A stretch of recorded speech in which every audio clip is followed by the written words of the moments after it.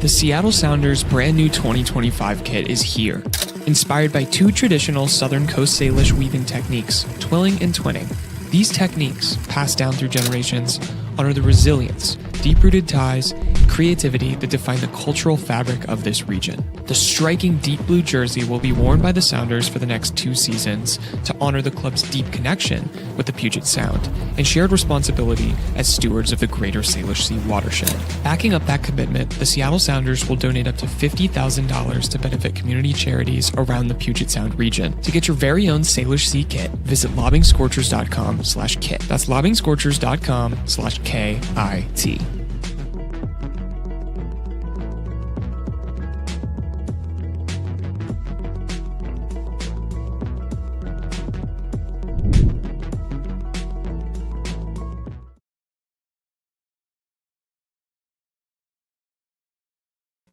All right, welcome back to part 2 of the Lobbing Scorchers preseason watch-along. I did not mean to play that ad at the start. That was residual from the prep studio from last year, but you guys got to see our Salish Sea Kit ad. So you can still go buy one using they're very pretty. Our link. Yeah, it's a pretty kit, but appreciate you all bearing with the switch there, and we are back to watch the second Seattle Sounders preseason match of the day. This is going to be Seattle versus Metalist 1925 FC Metalist. Ukrainian side, know absolutely nothing about them, but that is Seattle's second opponent of the day. We just finished watching their 3-1 victory over Hammarby IF from the Swedish top flight, and they got one more to go. Spencer, are you seeing a lineup for this anywhere yet? I am set up, so I haven't checked. Furiously looking. I'm not seeing anything now. Okay, well, we got Spencer, the new Lobbing Scorchers data maestro / permanent intern, who was gracious enough to join me for that first watch along. And thank you for popping in, by the way, Spence. I'm happy to. Huge help. I don't know what I'm gonna do when I have to run this entire watch along by myself, but yeah, we're just killing time right now. It's the same YouTube link, right? Like, or is it a different YouTube? I don't know. We're gonna have to figure out this tech, but no lineup yet, and we do have the scoreboard set up. So hopefully, once this second match gets underway, we'll be able to. Okay, yeah, here we go. It's the same. I'm pretty sure it's the same link. Yeah, we're gonna be ripping for 2 hours, and then I got a post-match show after. So I mean, I might be ripping for like 5 hours by the end of this. Who knows? I woke up at 3 a.m. Pacific. You got Spencer's dog in the background. It's 8:55 for you. I'm jealous. 5:55 for me. I woke up at 3 a.m. Pacific, then was told that the match isn't starting till 5 a.m. Pacific. And I was pissed off. And it turned out it actually was starting at 4 a.m. Pacific. So the content doesn't stop, even if the preseason match is taking place at 4 a.m. You guys know this. We got Pro Spencer takes in the chat. Ninja Ducks enjoying having Spencer on the street. Yeah, he's gonna be around. He's gonna be around this year, doing data, numbers, statistical stuff. But then also, you're gonna make some like visuals and stuff for us as well too, right? Is that yes?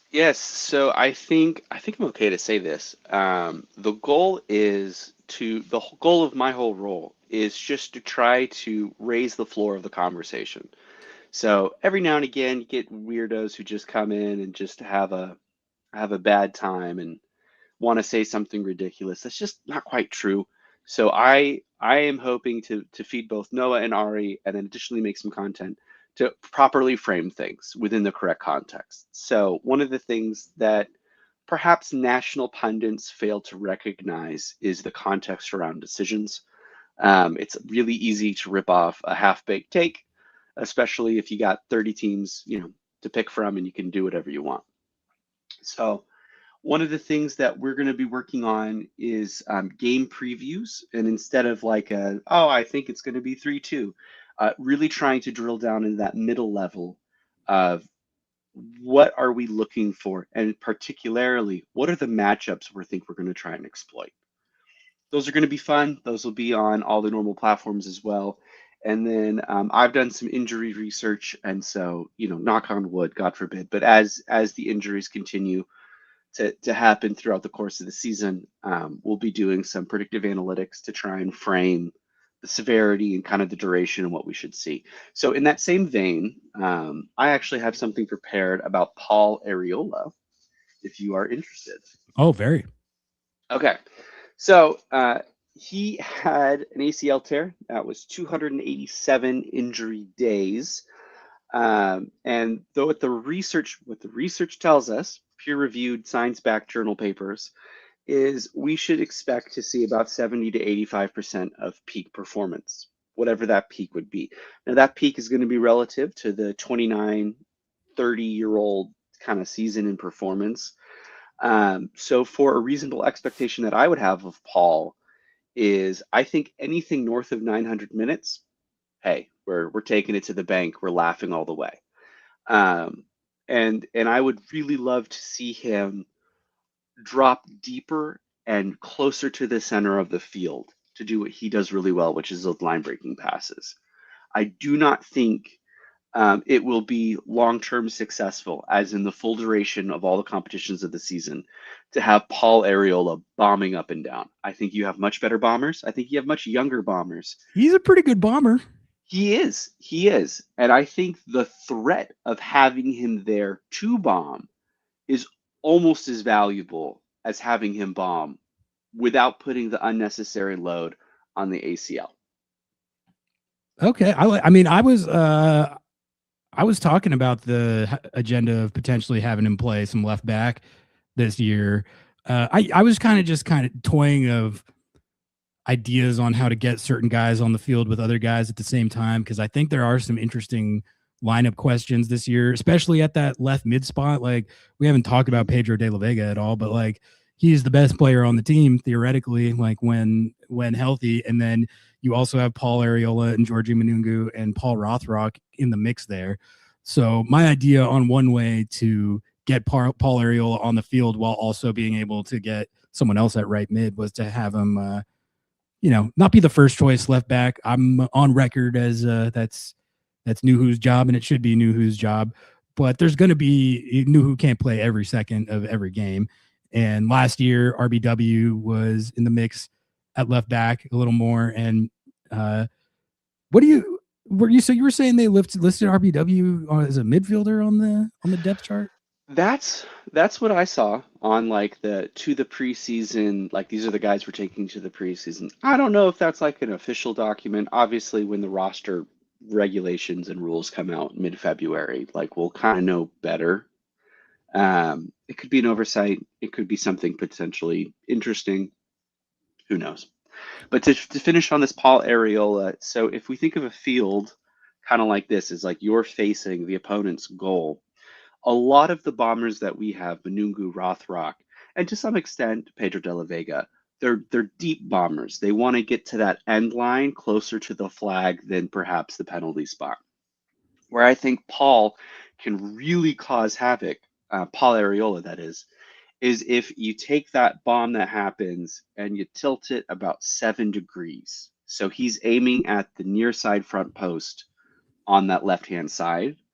I think that puts any sort of, so you'd have back pressure coming from the midfield, and then you'd have your right-sided defender having to come out as well, and you're probably having your back try to recover as well. Those are 3 people having to converge on one spot. I think Paul Areola has enough body of work that any sort of defensive game planning would have to respect his ability to do that. And as soon as you start having those little gravity wells, we have so many dudes who are 100% capable of standing in the forest of big bodies and pinging passes. I think it all just creates space. I think we saw it today where we had Jordan Morris occupying 2 guys on a Nuhu low cross that Osaze de Osario had no problem putting away. That's such a good spot. Like, because we were talking about the 2 forward setup and like some of what advantages, if any, you can get from that.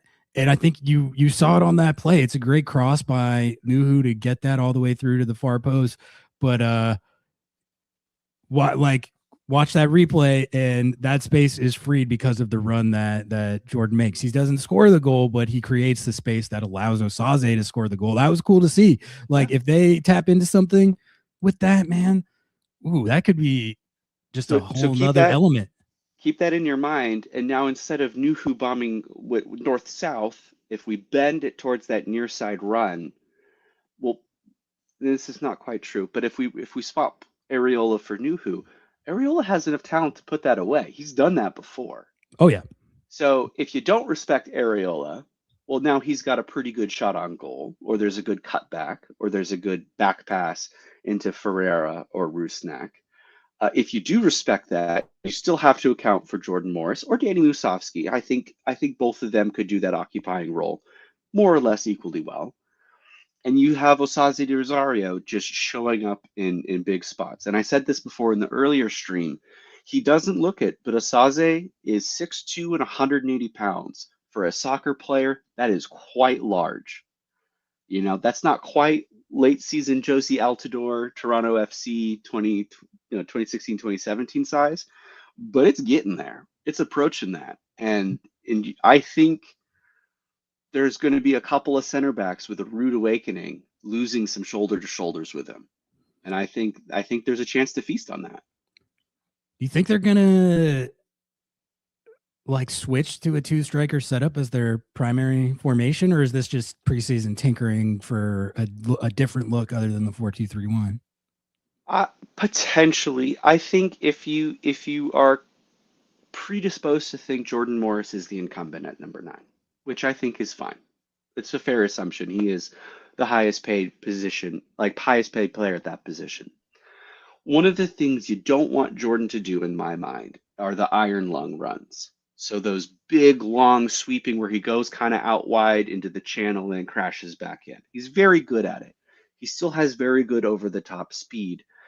I don't think you want him doing that, because I think more and more you've seen center backs say, you know what, we're 15 yards out, the ball's in the air. I think I can get away with a good foul here, a good hard foul, and we'll take it. And maybe they give a free kick, but they're not going to call DOGSO. MLS referees are notoriously fickle about calling that when you're about 15, 20 yards outside of the box. So you don't want him getting banged up at 32. You don't want him going back on the injury thing. And so by combining him with another big-bodied player, you're then able to just compare and contrast the two different play styles. And you're almost splitting the defense in half, because now you're asking one center back to account for one and another center back to account for another. And I think they're both skilled enough, and they're both the soccer IQ on both of them is high enough where you can start seeing stunts and these kind of switches as they're running and just causing havoc with the communication in the defense. Sorry, I'm stuttering a little bit here. What I'm trying to say is I don't think we're getting Obadus, but I think we're getting Obadus light. That's how I've been framing it. Yeah. Yeah, I think I think that's how it was. That's how it was pick playing on in the that central playoffs. defense. That's how it was playing in the playoffs last year. Like there was some talk of like, oh, you can't like move Jordan back to a winger. Like he's been a number 9. He is a number 9. He wasn't really wingering in that series. There was like elements of winger Jordan, but it was I saw it as more dual strikers than a striker playing off a pure winger. But yeah, it's not what Miami's doing with Messi with like the false 9 and then backfilling with space. But I think the two guys are so good at the interplay. And behind them, you have both Jesus Ferreira and Albert Rusnak, who are good enough passers and good enough in possession that they're able to ping those balls around comfortably. And behind them, you have a guy, you might have heard of him, named Christian Roldan, who's very good at keeping possession and recycling possession. So kind of all up and down that central spine, you have guys that are very, very good. And then the question is, what quality of chances can we create? So if we start to do this kind of almost bellows of the ball is out wide and then comes in, or the ball is inside and going out wide, and just forcing those midfielders and defenders to constantly be in almost like an NBA rotation of defense, I think that's the way you can maximize the ability of everyone on the field, regardless of the 11 configuration. I love that. I am not sure what is going on with this game. Chat, I don't know if it started for anyone else. Let me know. I'm having issues with the YouTube stream. I keep refreshing it and it like is giving me, it looks like it's live, but then it goes out and I'm getting a spinning wheel. So I'm assuming that the second match hasn't started yet, but it might have. I'm honestly not sure. I don't think, Spencer, are you seeing I am not, and unfortunately, I do need to get going. I do have a J job I have to show up for. oh, this guy has like a job and a life. Pfft, that's Yeah. couldn't be me. No, yeah. But if I could We'll leave, get you if I out of could here leave on with that. one thing, if I Yeah, could leave with please. one thing, I think what we want to see in this second game is, I mentioned it before in the other stream, so I'm sorry if you're hearing it again. Danny Musovski is best when that midfielding attacking pressure is closer to the half circle at the top of the box than he is when that starts to go farther back. And once Jordan went down, we saw it with average player positions over the games. Everybody started creeping forward, and I would argue that's kind of where the defensive leaks got sprung, because most of those players were not used to defending in the recovery position as opposed to defending in the advantageous position of being farther back. So, who's playing that number 9? My vote would probably be Danny Musovski for this next game. And where are we seeing the possession transition into attack? Is that on top of the box? Is that 5 yards back? Is that 15 yards back? And how well are people able to perform as those different things start happening? That's what I would be watching for in this game. I wish you guys all the best, and I will see you guys next time. Spencer, great stuff, man. Thanks for hopping on, and we'll see you very soon. Thank you. We'll see you guys. Yeah, take care. That was Spencer, Lobbing Scorchers new data analyst / permanent intern. That's the title that I think we're going with. We are hanging out waiting for Seattle Sounders versus, what is this team called? Metalist 1925. We're waiting for Sounders versus Metalist 1925, second preseason match of the day to start. They just beat Hammarby IF from the Swedish top flight 3-1. Osaze de Rosario brace, another goal from Jesus Ferreira. Ninja saying that you're getting the same spinning wheel stream not really working experience. So I'm assuming that's what's going on. I'm not seeing any feed of this game so far. So I'm assuming that they have not started it yet and that they'll be streaming it shortly. Although every time I refresh it, I get the same kind of frame of, it looks like one of the Hammarby guys has a headset on, like he's talking to the media or something, but he hasn't moved in like 10 minutes. So unclear what's going on with the tech out in Marbella. But as soon as I see them start streaming this game, I'll start up the scoreboard function and we'll get rolling.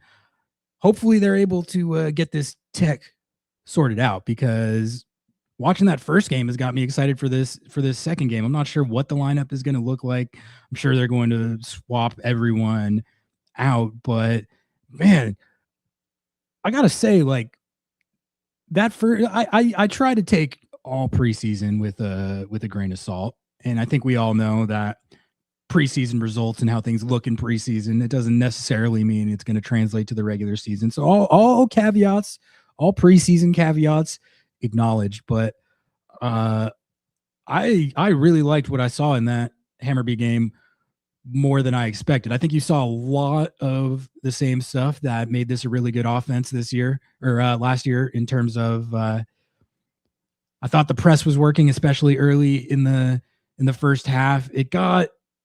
I think Hammarby was having some success playing through it at points later in the first half and into the second half.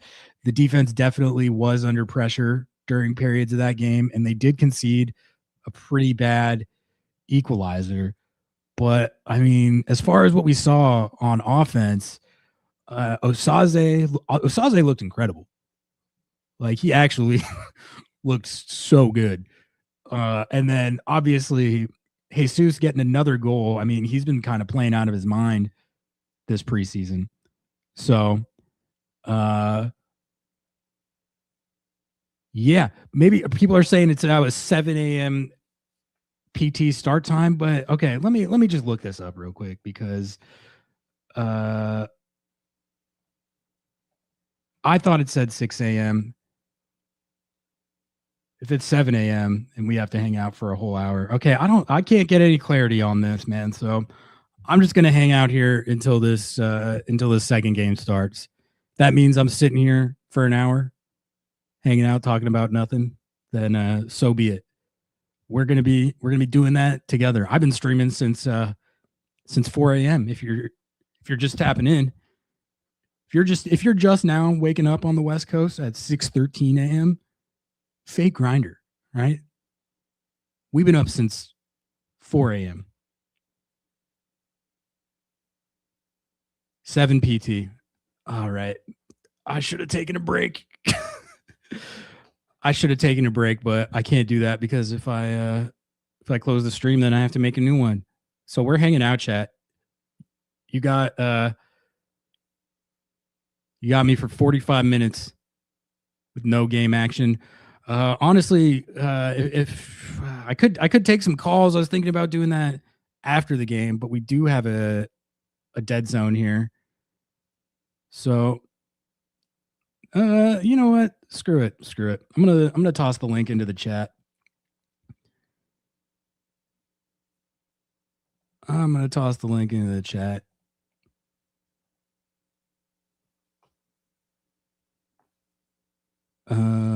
Wait, that's the wrong link.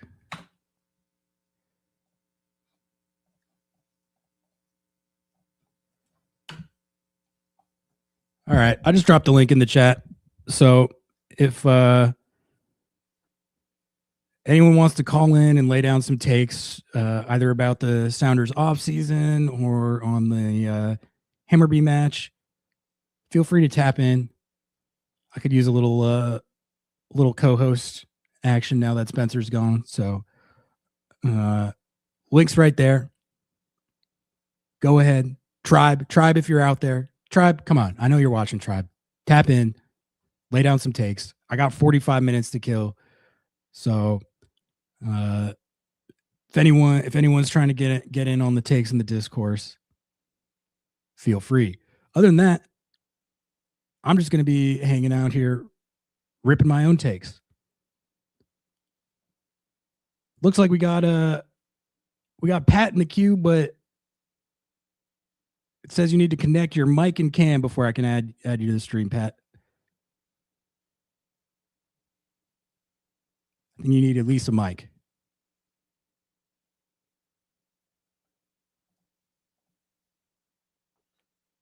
All right. No one else in the queue. No one wants to tap in at 6:15 a.m. Pacific. God. Surrounded by fake grinders. No, I mean, honestly, I'm just happy that we've gotten the turnout that we have so far. We had about probably 35 people on average for most of that first game. So good stuff. Thank you all for tuning in. Go ahead and like the video. I forgot to plug that on the last video. Go back to our live tab, click on the first stream, like that video, then come back to this video, like this video. Toss us a sub on YouTube if you haven't. We're on the road to 3K subscribers, which is a big milestone for us. We're trying to hit.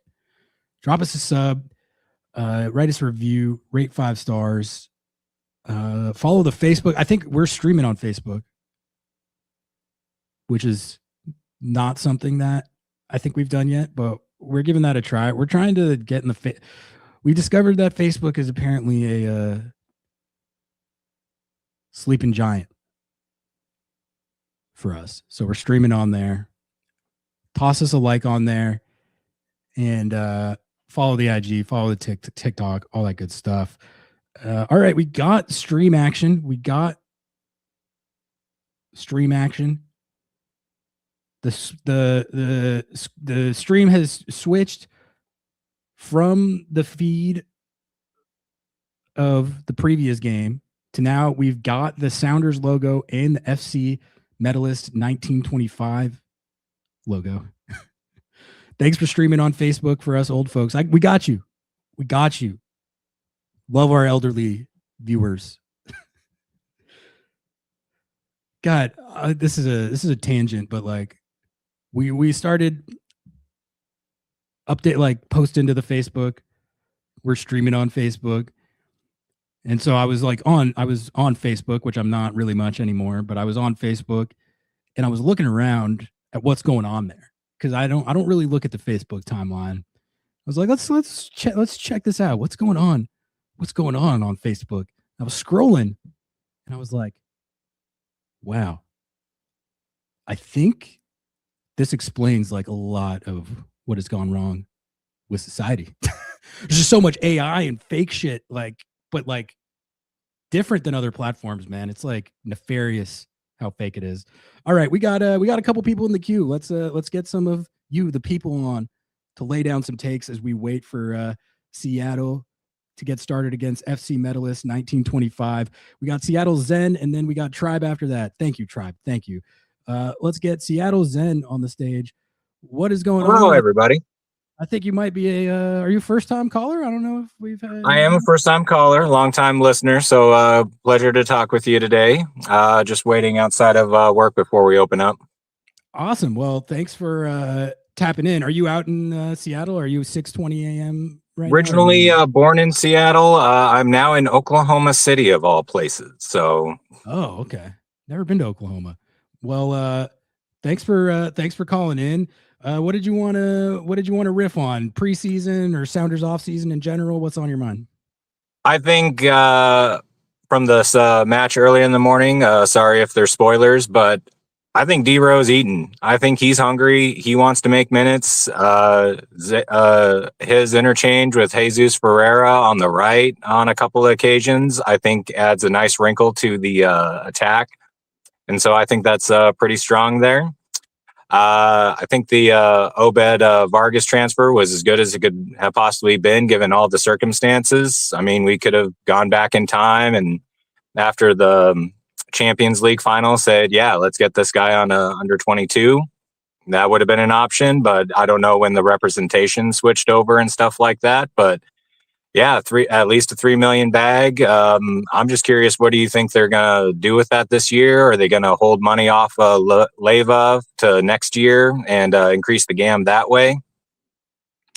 Yeah, that's a good question, because that is one thing with people being upset about the fee. And yeah, like it would have been nice if it was like $10 million. There's also it's no guarantee, especially with this team, that they're going to use that money like on the roster or on the team. Like they tend to like do stuff like use that to get new stuff for Longacres or whatever the case may be. So I don't think it's necessarily this situation where they got more money, they would have been able to they were going to go out and like buy a newer, better player with that. That's just like not their track record of what they do when they have that excess cash. That said, I mean, theoretically, if they allocate some of this to the actual roster, it could give them some flexibility on making, or at least like spending more on whatever additions that they do make as they tinker with the roster. So I don't really, for me, I'm not as like, oh, they're good. They got this bag from Obed that they're going to use to like buy a new play. Like, I think that's kind of, it's that transfer is like more about the principle than the actual money. That's kind of how I see it. Like, I don't think the $3 million is going to be like a new big money player, if that's so. They could like put 2 million of that. So they get 3 million. Let's say that's the baseline there. They get 3 million. They could put 2 million into the roster and then 1 million towards something else. You don't think that they would like, because from what I've heard over the years is like, why don't they like put some of that in the, reserve for a bigger transfer later on when Morris or Rusnak go off DP or something? Like, I thought that was the whole point of kind of the business model, was it kind of sustains itself. And a transfer is supposed to kind of do that instead of having to like pick the pockets, pick the owner's pockets and things like that. Yeah, no, I think what you just said about like keeping it in the coffer and having like reserves for when you have other guys moving off the books and stuff. I think that's probably what they're going to do. But honestly, to be honest, like I don't really know what they're going to do or like what the conventional wisdom is in that situation. Like I think we think of it as you get that money and you allocate most of it or all of it towards the roster and new players. But I think it is going to be, I think realistically how it works out is it's more like you're saying, like you keep that for future situations down the road, or like they, my impression of it is when they have those reserves, like a lot of it just goes back into like whether it's the facilities or like the day-to-days of the operation. And it's not, some people think it's like Hanauer like just put it in his pocket. No, To my understanding, that's not what he does. Like it's like most of what anything he's making like in a situation like this, he's putting back into the team in some capacity, whether that's the roster or like the day-to-day operations. But honestly, like I don't really have like a read on that. Like I wish I knew more of how that works behind the scenes, but I really don't know. yeah, I don't think I disagree with the take of people like saying how Hanauer's just putting in the pocket of the owners and stuff like that. I think he literally, man, from the interviews I've seen with him and Jo, is literally him just like, okay, this is the business side of it. This is our operating cost, and then all this, transfer or GAM and from like international spots, like goes into the roster. Like maybe we did afford De La Vega at 7 million because we didn't like spend anything in the transfer window for what, like 3 years. Right. Yeah, exactly. All right. We have a lineup out. Seattle's in. You want to check out this lineup with me, and then I'll get a Tribe on here. Does that sound good? Absolutely. I'd love to see the lineup. This is going to be mostly second tier guys, people fighting for spots, I think, right? I'm going to pull it up right now, but yeah, that does seem to be most of what's going on. We have got Max Anchor in goal with a back line of Rienzi, Cody Bakes, Sadness. Who is Sadness? Defiance player coming up, like 17 years old. Galatine Sadness. Okay, that's a name that I've probably seen that name, but I can't remember. Sadness. Let's go with Sandness. So Sandness. Yeah. You got Sandness, Cody Bakes, RBW, Snyder B, and Petkovic as your D mids. Love that. Going to be interesting to watch that. And then you got a couple Defiance guys, Sebastian Gomez and Yutsu Kanome, Paul Rothrock, Danny Musovsky. This lineup's fire. I'm excited for this. I'm excited for this. I'm more excited for this than I was the last ones. I think things that I'm going to be watching here.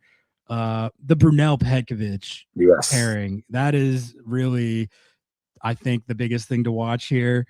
But then also I'm excited to get to see Sebastian Gomez in action and Yu Tsukanome in action in a lineup with Rothrock and Moose. So you got some first choice players. And I like Cody. I like Cody Baker. I think he has the Seattle grit. I think he has some Schmetzer toughness there, and I'm curious to see how he'll line up at CB. Maybe he's like filling out with Stu Hawkins and getting a little bit stronger back there.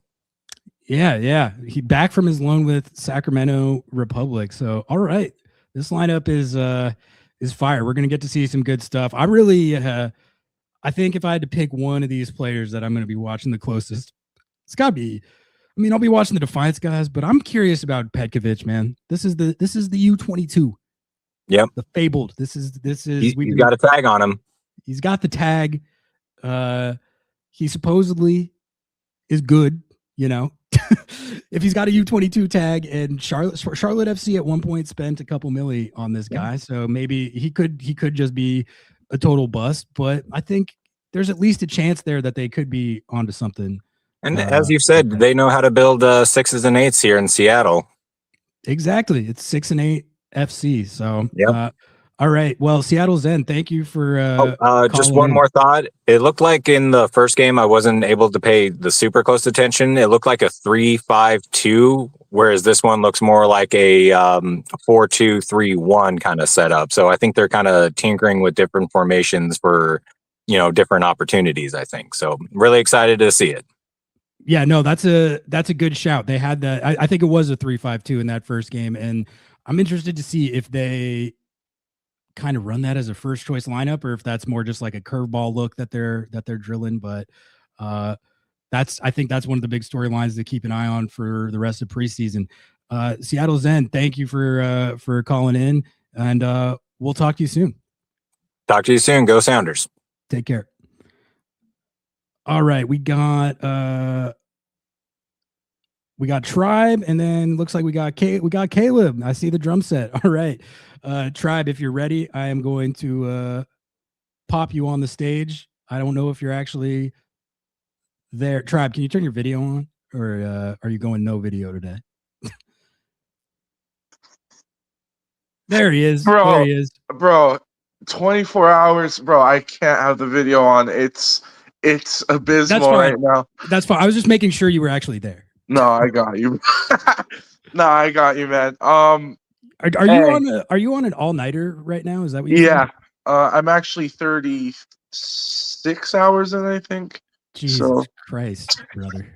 I slept a couple hours. I mean, you're so excited for Sounders versus Hammarby preseason that you just couldn't sleep? No, I was excited for the stream, bro. What's up, man? We haven't really gotten your takes all off season. We haven't done a call-in show yet. This is kind of impromptu.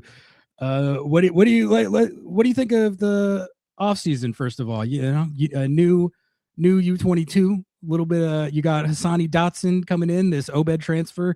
Where's your head at going into this season with where everything stands? Absolutely. I am a little bit worried because I am a huge Snyder Brunel guy, and I want him to get all the minutes, right? I want him to get as many minutes as possible, because what we've seen from him last season was some of the most electric under 19 play that we've seen since Obed Vargas himself. Yeah. I absolutely, well, not just me, for all of our sakes, he needs to get a lot of minutes. And that boy is going to be something special. He's like, they need to make a documentary like the boy from Rosario, whatever that thing, bro. Snyder Brunel is literally going to be the next Weston McKennie. I'm telling you right now. But I am very happy with this preseason. Of course, these matches don't matter, especially since we're not facing anyone from the MLS. So I'm so tired that L came out really weird. My bad. I'm very, very happy with how the guys are looking right now. I'm also very sad to see Obed Vargas go, especially for $3 million. That is like painful to even say. It is a little painful, yeah. Yeah, I want to sleep before the match. I've been coping and rationalizing about the fee. And I think like the thing I'm trying to at least acknowledge is I feel like it was just like a unique situation in that typically I was talking about this earlier, but typically the advice that the agents and the brass are going to give a player in a situation like that is to get as much money and security as they can as early as they can, and not put themselves in a situation where a big injury messes up their financial security, like for the short and the long term. And that's just not like the advice that he got, and it's not what he did. And he took a roll of the dice and just won big. And he kind of owns the Sounders on that. But like I try and I'm trying to think of it over a lens of like, could they really have done anything differently? I really don't see what they could have done. Yeah, yes, but like extension. But if he's not going to sign it, he's not going to sign it. Like, you can't make a guy sign it. Like, well, if you threaten him to or make him do it under duress, like, you can't do that. Like, if he's not going to sign it, he surely knows that everyone wants him. He surely knows that he could sign for 2 years instead of 1. He would still leave this year or next year. He surely knows that, you know? I feel like it could have been negotiated a lot better with him, and with that negotiation going a lot better, we would have seen 7 million more maybe for him, honestly, because we would have had all the leverage on Atletico Madrid. Yeah, that was a really, really disappointing number, and I'm still having nightmares about that because imagine the things that could have happened with that money, right? Imagine the general allocation money we would have gotten to try to actually get someone good, like get a great signing. I'm not saying we don't have good players, but what we miss is that next Ladero or Rui Diaz. We don't have that now.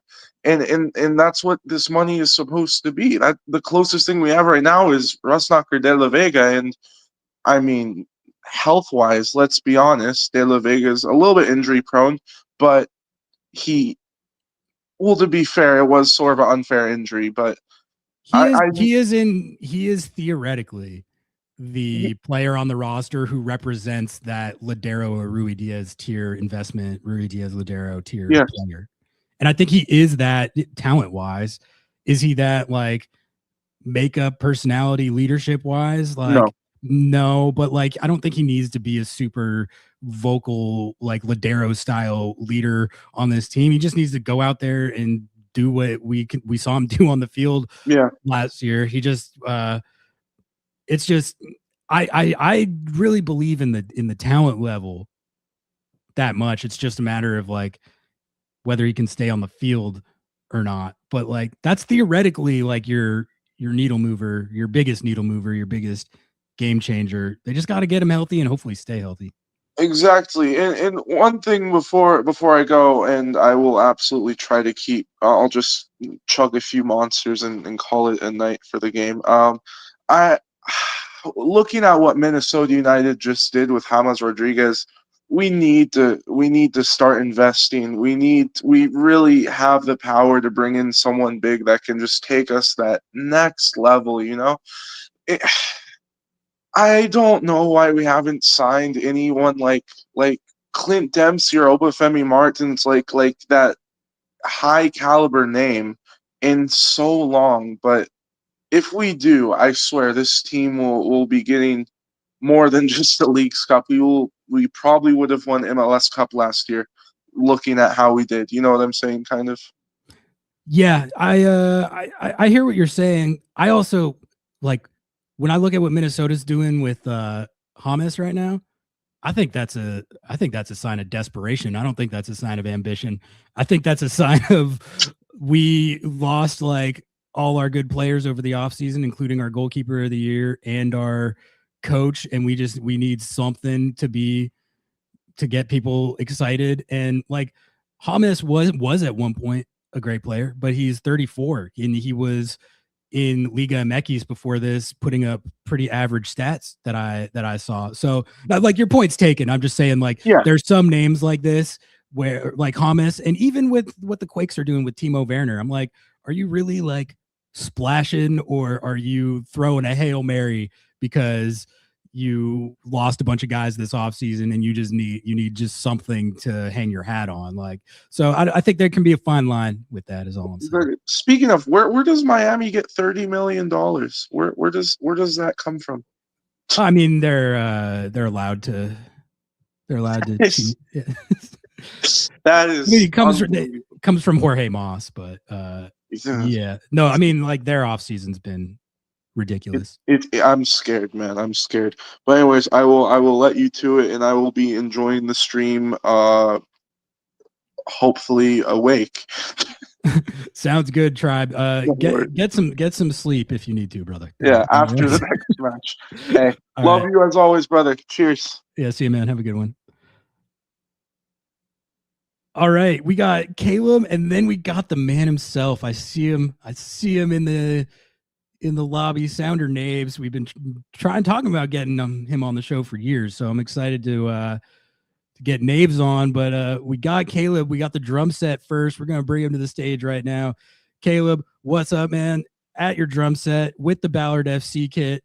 How are you feeling? What do you think of Sounders off season, Sounders preseason going on? Well, Happy New Year, Ari. I'll start off with that. and it wouldn't be right if we didn't say this right, and if I didn't do this with giving it its proper respect to where the respect is due. My condolences to Stephen Fry and his family for the loss of his mother. I like that, like, as a fan, like, as much as I've been very critical about him and stuff, this really needs to, like, that I still have to give respect to where respect is due on that. So that's like, I want to open up that statement, if I may. Absolutely. Well said. Well said.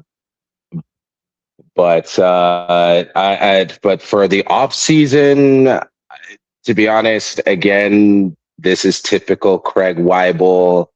I'm not surprised at all with the price and the number. To be honest, I think I like what you said before with the other caller about other teams spending money in desperation. That's something that I absolutely agree with. There's a lot of teams that are very uncertain about what's going to happen in 2027. And this is like the last hurrah for everything that the so-called modern and old school MLSers can hold on to, because this is the last hurrah before we go into MLS 3.0. So I'm very grateful for Obed that we got the transfer. I think that there's going to be a good sell on, because there is that's the one key word for me, is the sell on, to give, because the last time that saved the Sounders from a sell on was Henry Wingo. If you know who that Sounder, if the chat knows. But Henry Wingo was an absolute baller to help get the Sounders up to the sell-on clause, to help the Sounders get even in GAM. So I think that we need to, this is just my take on it. Every 3 or 4 years, we need to have a good sell-on. We need to just have that. That's what's really gonna separate us from the rest, because the rest of the league is gonna be buying, while we're gonna be finally, I think, in 2027 and going on. I think now we're gonna slowly see the cash coming in for us, while you see so many other MLS teams in desperation. So I think that there is, I know that this is probably weird for you, giving me Craig, a little bit of credit, but that's still, there's still a lot there's still a lot on Craig that I'm still holding a standard to, because there is one thing that he did say that I absolutely hold up with great pride, is when he talked about how the players were just how they were happy in the situation of winning Leagues Cup, but he wasn't happy that we didn't have that kind of intensity in the beginning of the season. And that's something that I really hold deep to, of what Craig is saying, because Craig is still on the line with me. With I don't want him, but if he's able to do something different with how we're able to make the roster, I think this is great.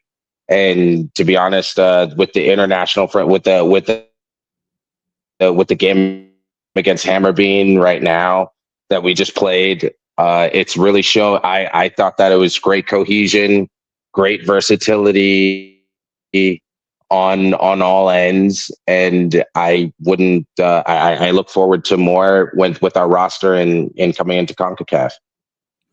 Did you get a chance to peep the lineup on this second game at all? Did you see like the starting 11 against what's it called? I was 1920. wondering, were you able to get me? Yeah, I hear you. Can you hear me?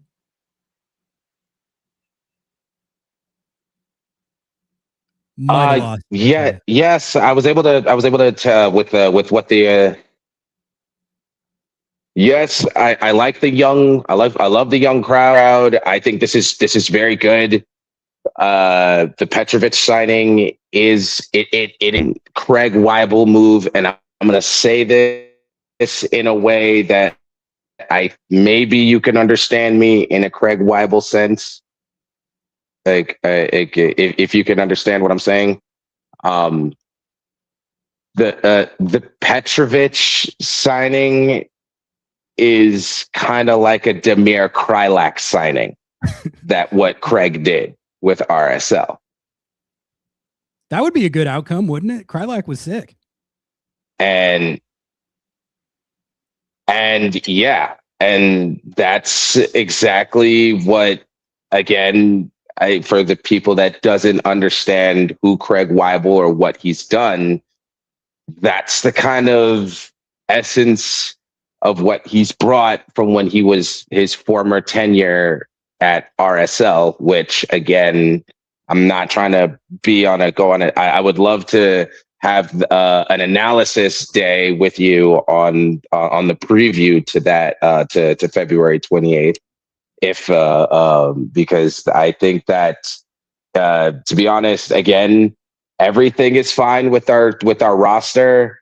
We have everything about what it takes to succeed and to contend, but I just want to know, is February 28th going to be something different for me personally?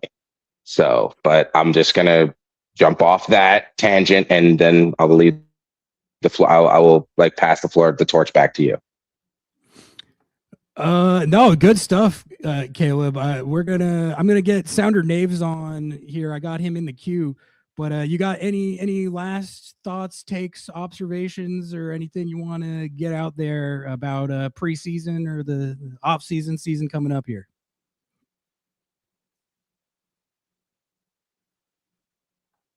Well, one thing that Craig pissed me off really so much about is you can take a look at the this beautiful jersey right here, this Ballard jersey.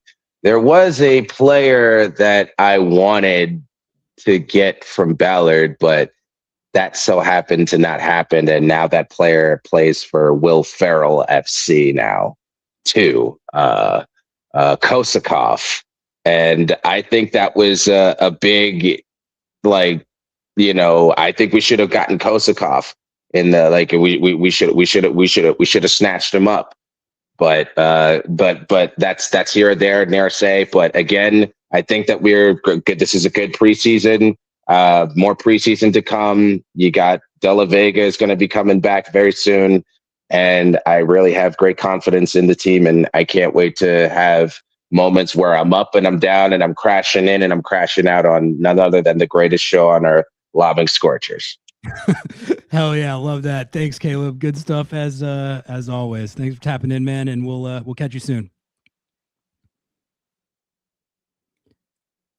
All right, we're gonna keep it moving. We got about 15 minutes before game time, and this is a milestone moment for Lobbing Scorchers, folks. We have got the man himself. It's Sounder Naves tapping in to Lobbing Scorchers for the first time. We just brought him on the stage. Naves, what's up, man? I feel like this has been needed to happen for a while, and now that the Sounders are playing at a truly disgusting time in the United States, this is you're always up at this time, but yeah, I was gonna say you're on true Southern Navy hours now. This is your life.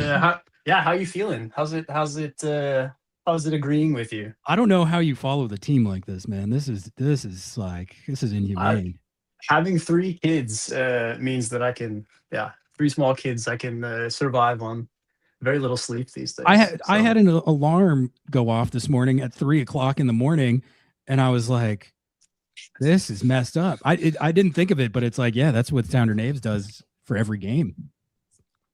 Yeah, man, it's good. How's I mean, what are you drinking coffee? You drinking speedballs? What's keeping you Yeah, awake now? I smashed some coffee already, but That's good. I think I'm just gonna power through, and it's probably not going to be the most fun work day of all time when I get to that, but you know, it's the sacrifices we make for the content. But That's right.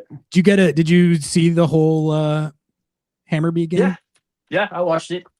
What did you think? What were your I thoughts? was like you. I was impressed. I really liked De Rosario. I thought he looked bright.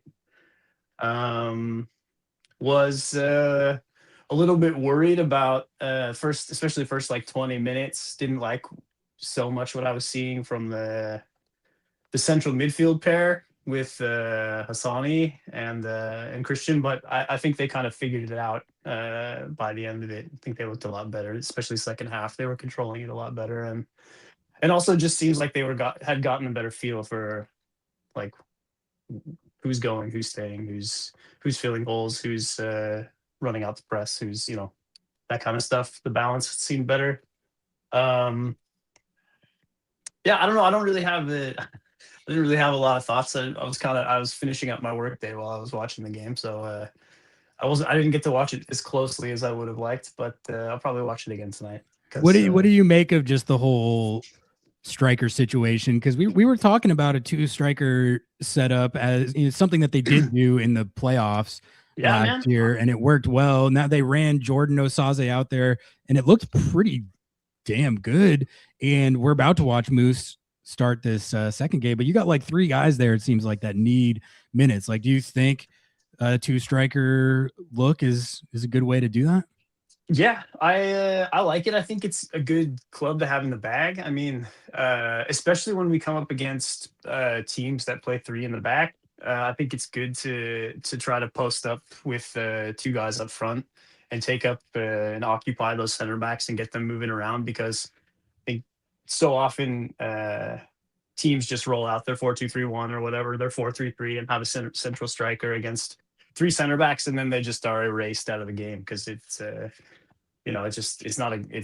a numbers matchup. But I think having 2, being able to pin those especially the wide center backs, and make the central center back run back and forth a lot. I think that's something that could be interesting.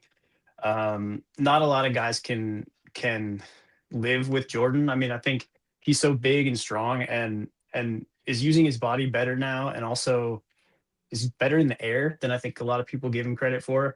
And De Rosario looks like all of that plus maybe even more physicality. So it's I don't know. I think that's a lot to ask for any sort of center back pairing, or even 3, to deal with those 2. So I think something interesting, and I think both of those guys can. I don't see any reason why Musovski wouldn't be able to do the same. He's not the same profile physically as those other 2 guys, but I mean, I think he's pretty clever. I think he moves around the box pretty well, and I don't know. I think there's a lot of like Sturm and Drang about keeping him. I know it was like no. I was going to ask you about this because no, I mean, I think it's good to have all 3 of them. I mean, what was the guy's name that was on earlier? Spencer, the stats guy. Yeah.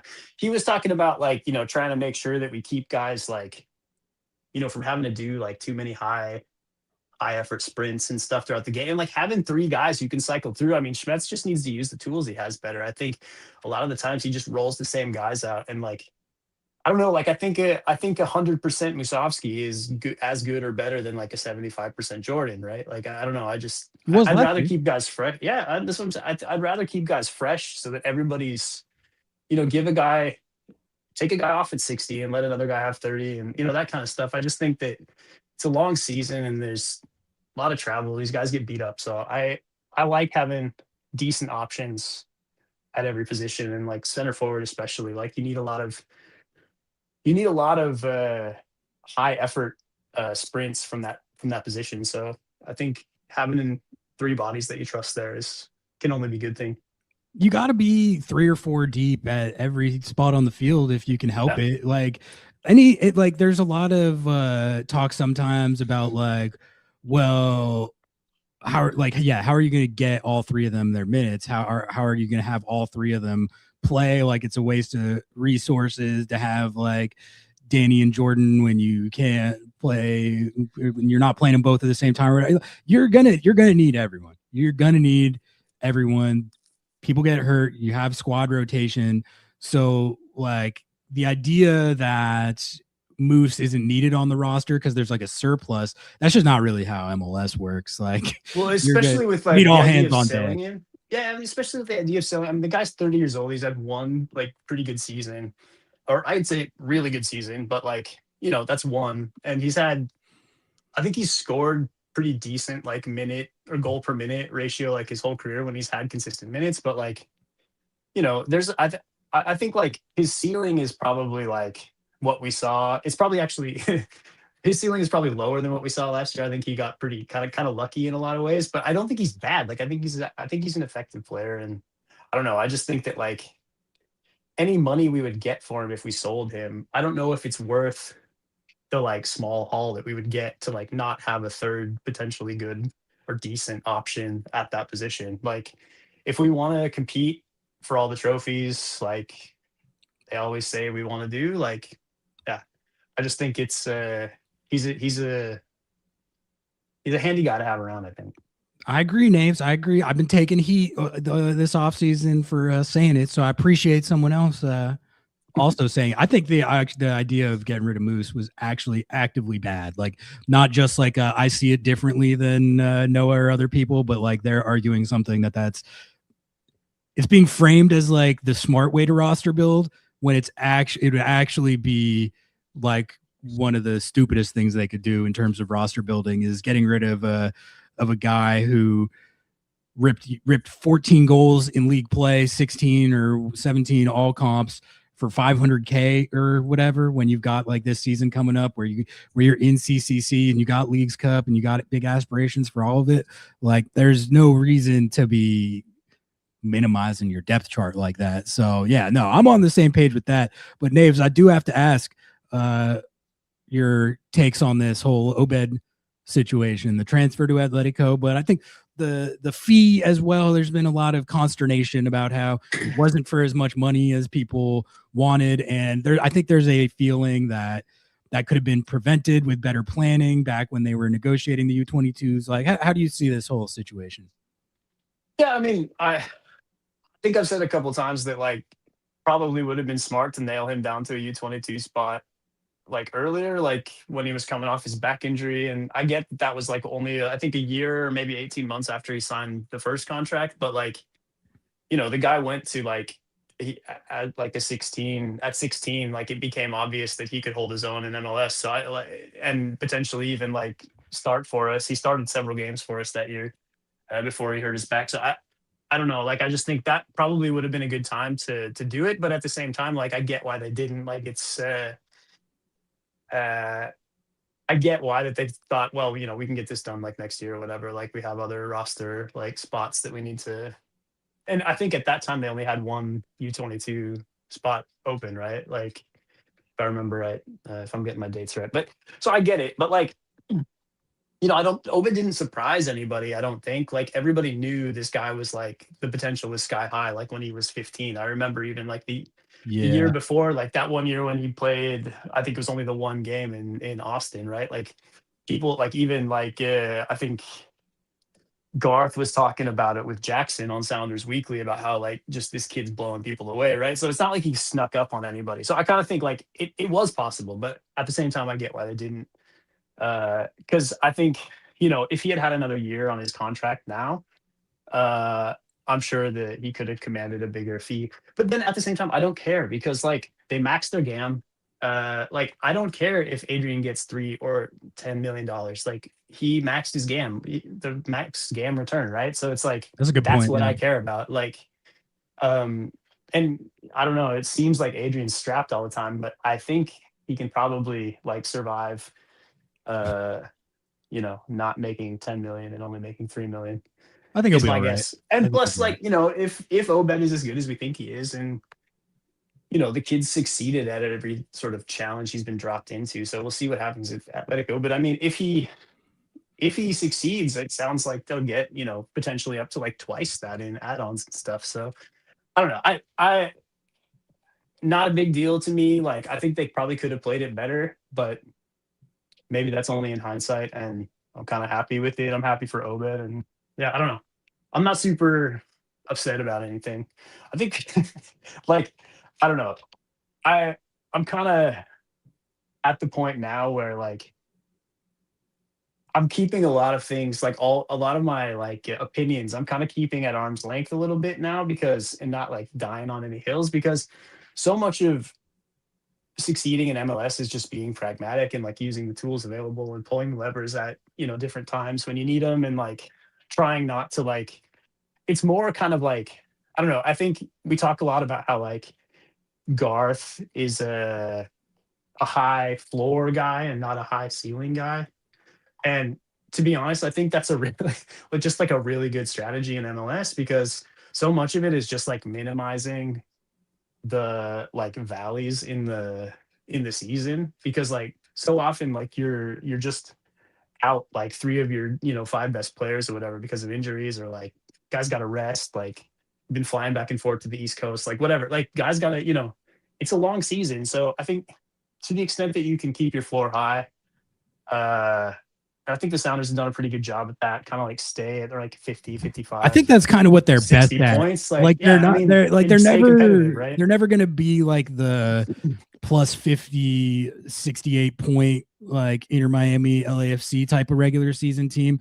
But they also never seem to drop below like 55 Yeah. points. And like, for me, like, you want them to be up at like 1.8, 1.9 points per game in league play. But if they're more like 1.5 or 1.6, but they're also winning Leagues Cup or they're also winning CCC, I think that's like, for me, that's a perfectly fine way to be, because you're adding to the trophy case and you're still a good regular season team. You're just not like staggeringly elite like we see some of these teams. But like those teams also don't always like the Philly Union have been that type of team a couple times. They won the Shield last year, and they don't have the trophies though, like the other trophies other than the Shield. No, So exactly.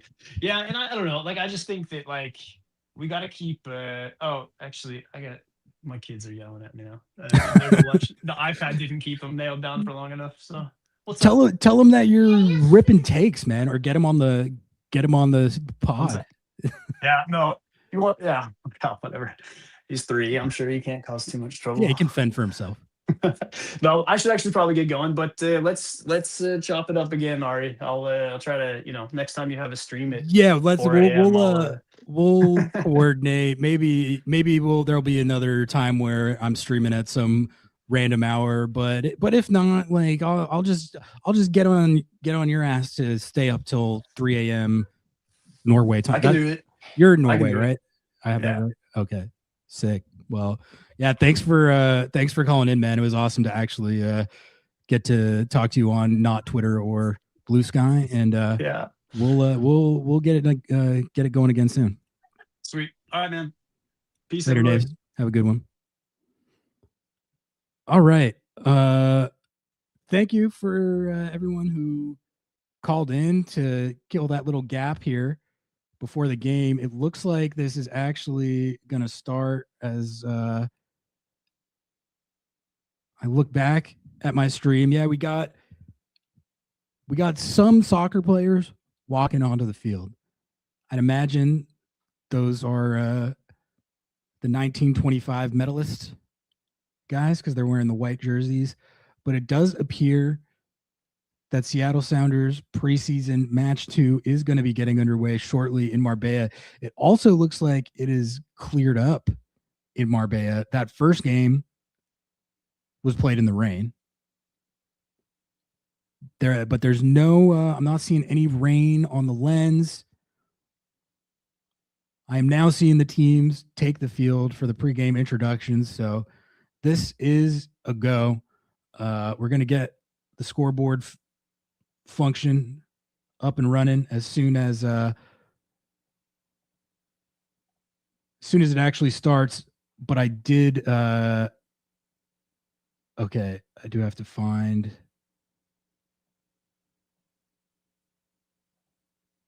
Oh no, chat. I lost the scoreboard page. Uh-oh. This could be bad. This could be bad.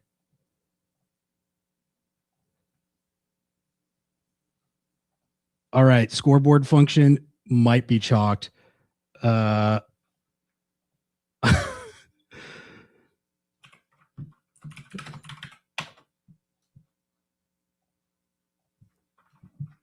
Search history. All right.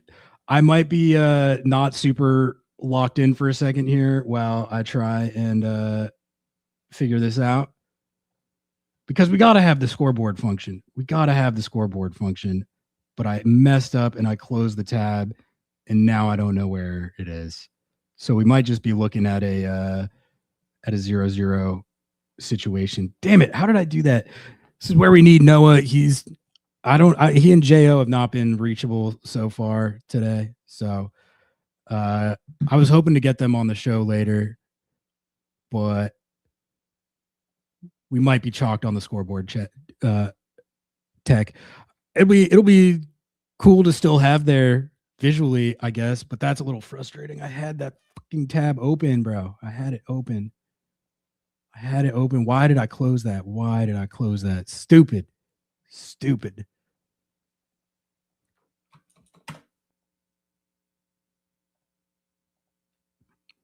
Yeah, I really got no idea. I'm looking in my history, but I don't see it. Okay, I'm going to try that one more time.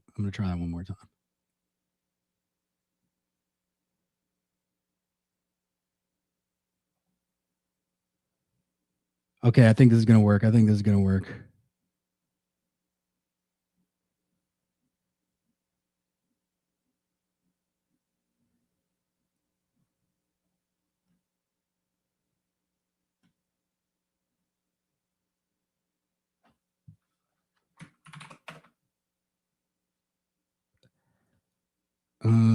Okay.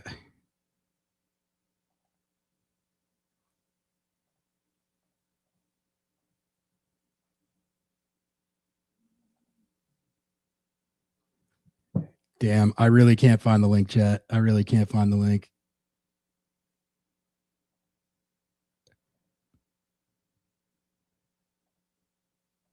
Yeah, I'm just going to have to hold fingers up.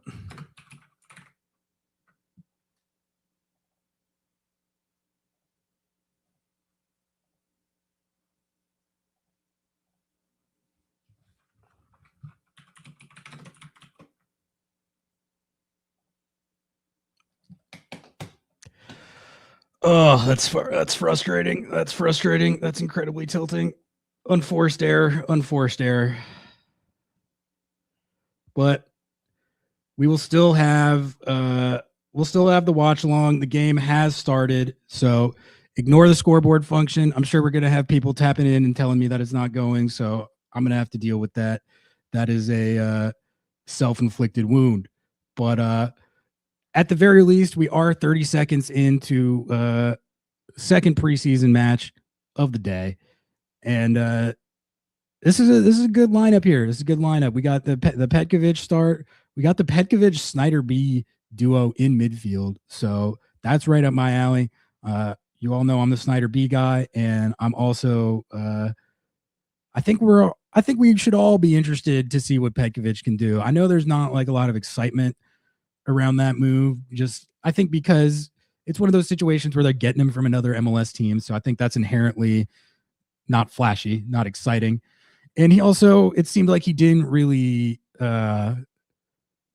he didn't pan out at Charlotte. They spent $2-3 million on him or whatever, and they end up loaning him to Seattle after he never really broke through. So there's got to be some kind of reasoning for that. Like if he was tearing it up and they felt really good about him, there's no way they would loan him to Seattle. Clearly they think that maybe he's not cut out for MLS, or at least not cut out for them.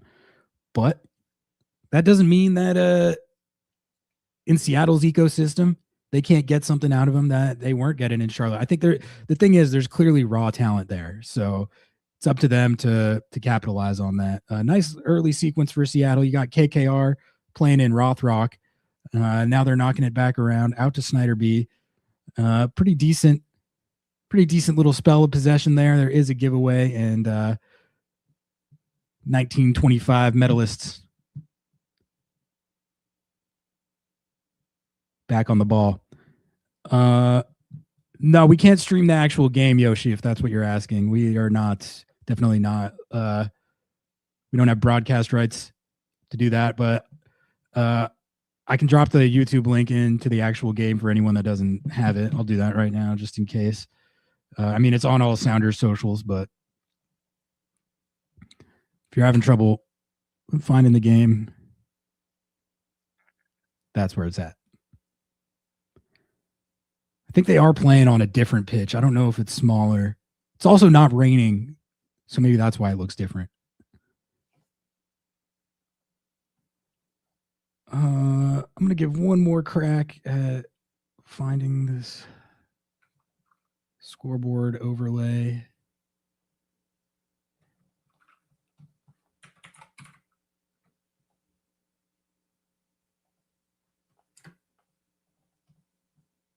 I should have bookmarked that. God damn it.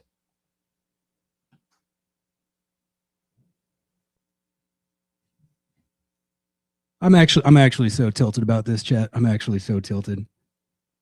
I had the goddamn link. Had it open. No reason to close it. Now it's gone forever. And I got like a not working scoreboard like an idiot.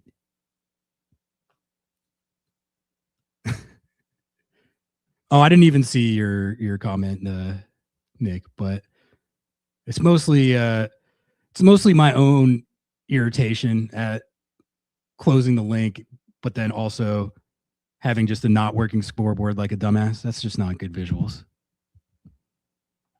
Nah, it wasn't a different browser, man. I had the tab open over here and oh, okay, wait. I might have this. I think I figured it out. I'm so smart. Oh my God. Noah's gonna be so proud. I think I figured it out. Wait, no, that's the wrong link. All right. I'm actually kind of relieved that didn't work because that would have made me look like a huge idiot.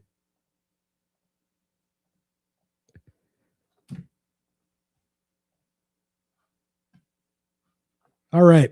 Well, 0-0 in the fourth minute out in Marbella.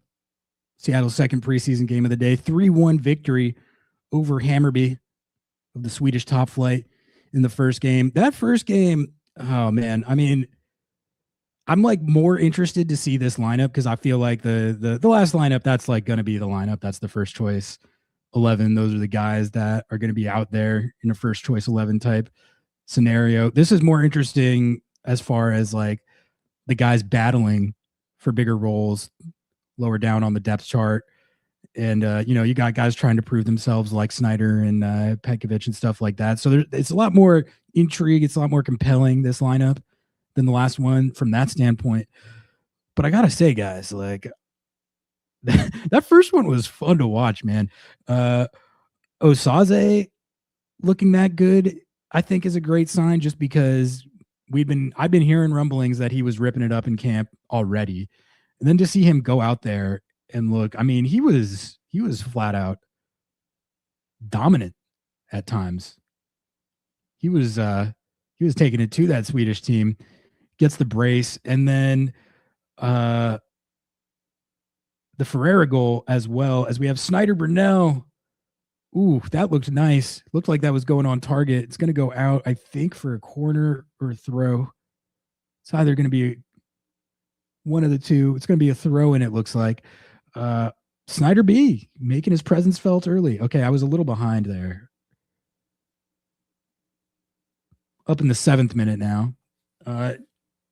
You like to see that from Snyder B.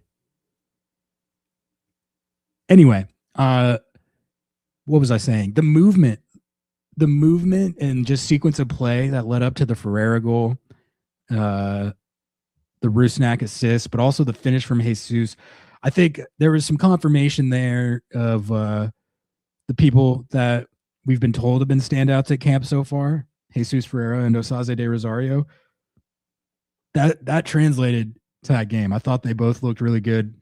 And obviously Osaze gets the brace and Jesus Ferreira, really nice Jesus Ferreira goal. If you missed the early game because you're sleeping like a normal person and you haven't seen the highlights yet, I don't know. I don't think the highlight's going to be out there yet, but you can actually probably go back on the actual stream and look at the goals if you want. It was some good stuff. Like the Osaze brace, they were both well taken. I really liked the second Osaze goal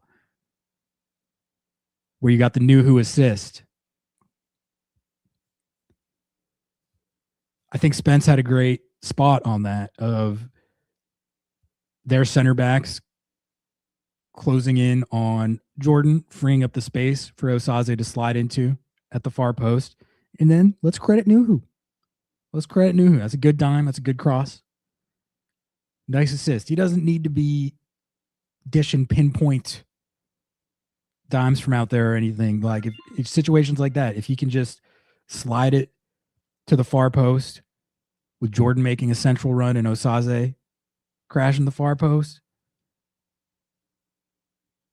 that could be money. It was money on that play, and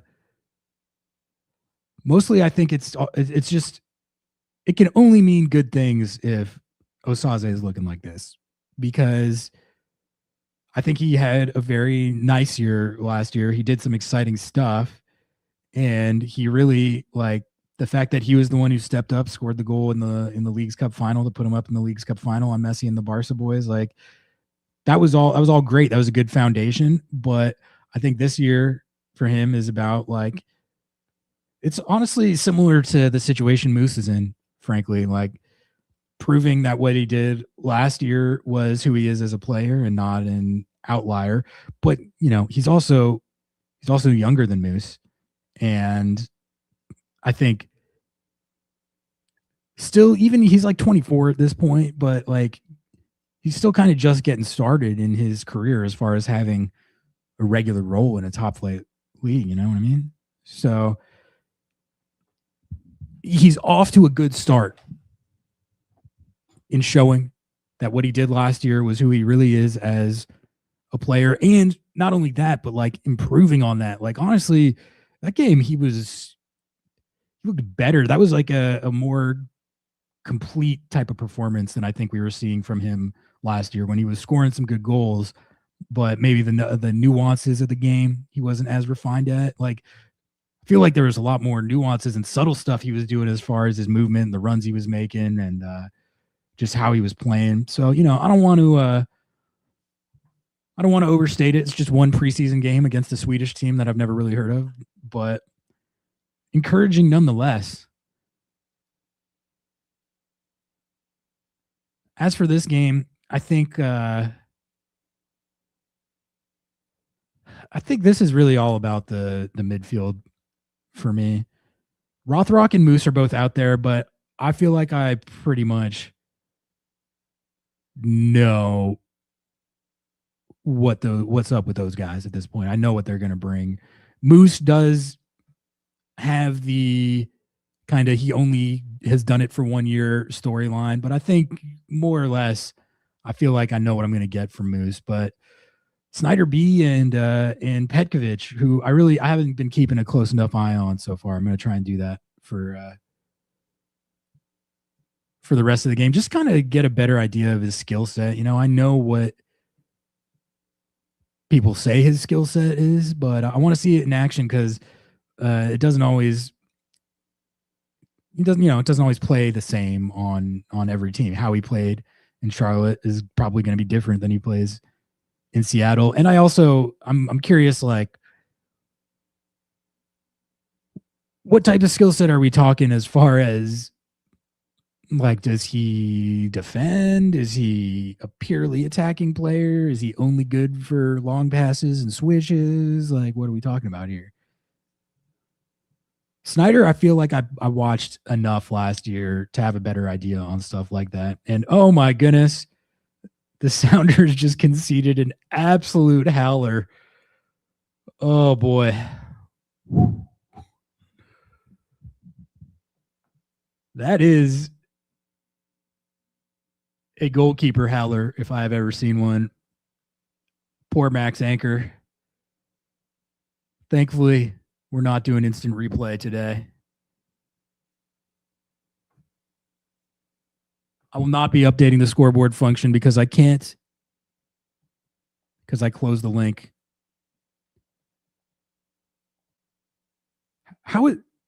Why is it not in my history, chat? Why is the scoreboard not in my history? Someone explain that to me. Why would it not be in my history? I don't understand technology sometimes. That was a very unfortunate concession. I also don't really, I'll be honest, I don't care. That's a goalkeeper howler from the third string goalkeeper. That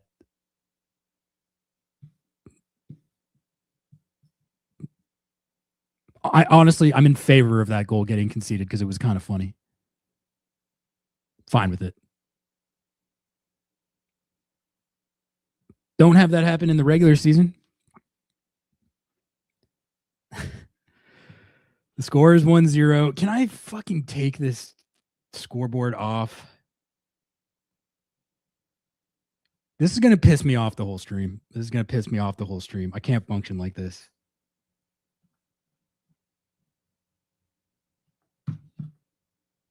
I literally have not heard a word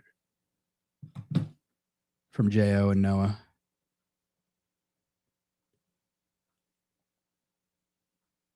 I'm going to be honest, guys. That goal was funny. That was actively funny. The comedic value of that outweighs the fact that it was a really bad concession. It outweighed. That was one of the worst. That was one of the worst goals conceded in club history. Like in terms of pure, like Bad News Bears style concessions. Obviously not in terms of like the stakes of it. It's preseason. But just in terms of what actually happened on the play. We just witnessed one of the worst goals ever conceded by the Seattle Sounders Football Club. And I'm are we playing St. Louis? That's a good reference right there. Not everyone's going to get that, but I got that. That was the classic. That was the 2024 St. Louis City SC special right there that Seattle just conceded. Didn't Seattle No, they didn't concede one of those to them. They conceded a free kick in that really insanely bad game last year that everyone was crashing out about because there's a lot of injuries and Ferreira didn't look very good. That game was a deeply unpleasant experience, but that was just a free kick. They were not one of the teams that gifted St. Louis a back pass. But this wasn't even a back pass. This was the goalkeeper just kicking it directly to the striker. He was like, "Hey, you want this ball? You want this ball to score? There it is. I'm going to roll it to you right there." Then he tapped it in. That's what preseason is for, I guess.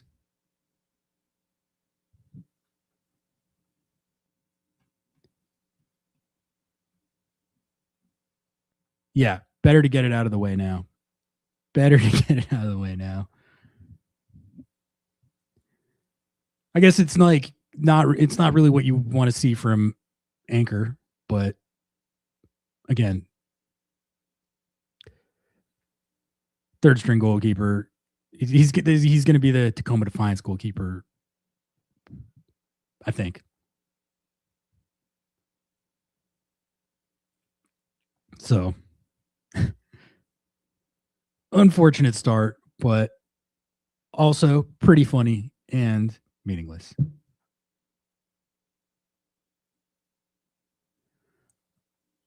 (1-0) to Metal 19 2025. in the 17th minute. If you're just joining late, the scoreboard function is broken. I apologize for that. That's on me.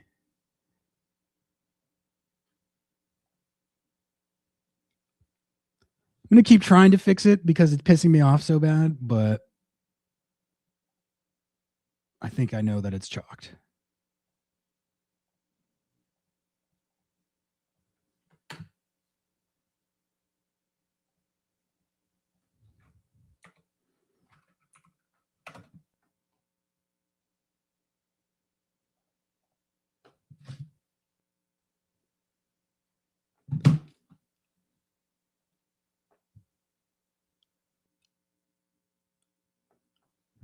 It was fun in the last game watching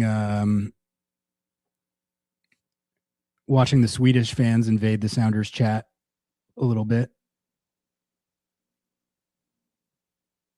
Not as much of that in this game. Let's look up what is this team called? 1925.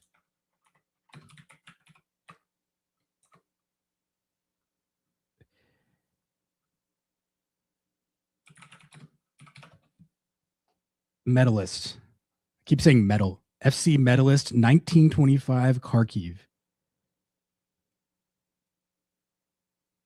So this looks like one of the biggest Ukrainian clubs. 40,000 capacity seat stadium. They are in the top flight. Sometimes these teams are in the like second or third divisions, but this is two top flight teams. Control, Shift, and T.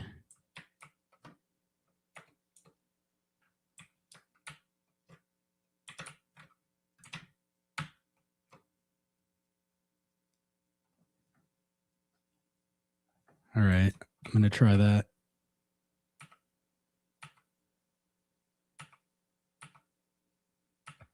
I think this is going to work.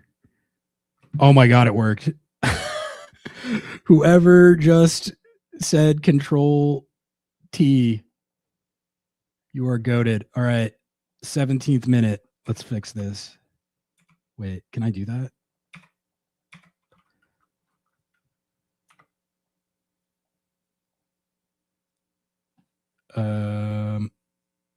Okay, I think I put that like 15 seconds ahead. I'm going to pause. Oh, wow, I was way behind. All right.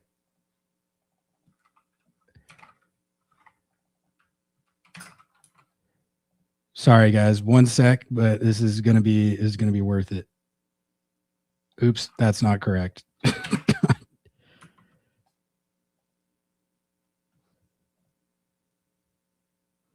All right.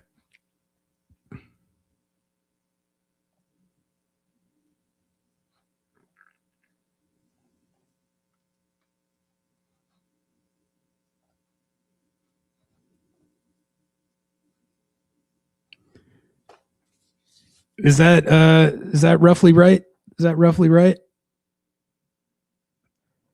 I think I figured out how to change the time.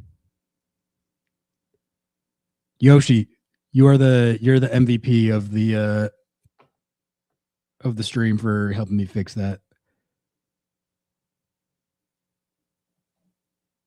Okay, all right. I'm going to pause that until mine gets to 2030, then hit start again.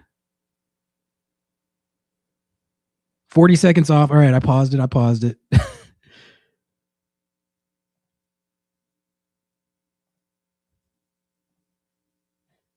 I'm going to go based on where mine is, all right?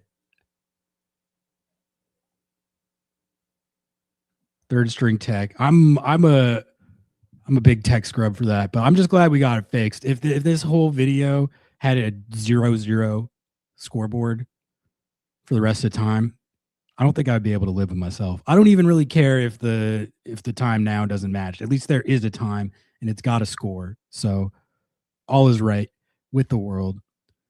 1-0, 21st minute. My clock is actually matched up with where my stream is at, so this scoreboard is roughly accurate.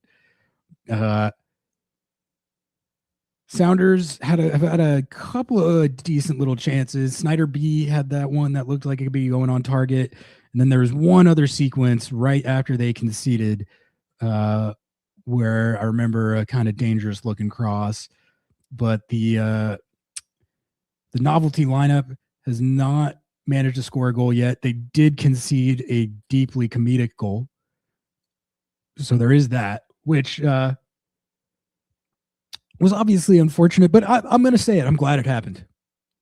I'm actively glad it happened. It was funny. It was funny. If that happened to another team, we would be laughing. We would. I would. So I'm not gonna sit here and say that wasn't funny. Like if it happened to someone else, I know for a fact I would be laughing at them. It was funny.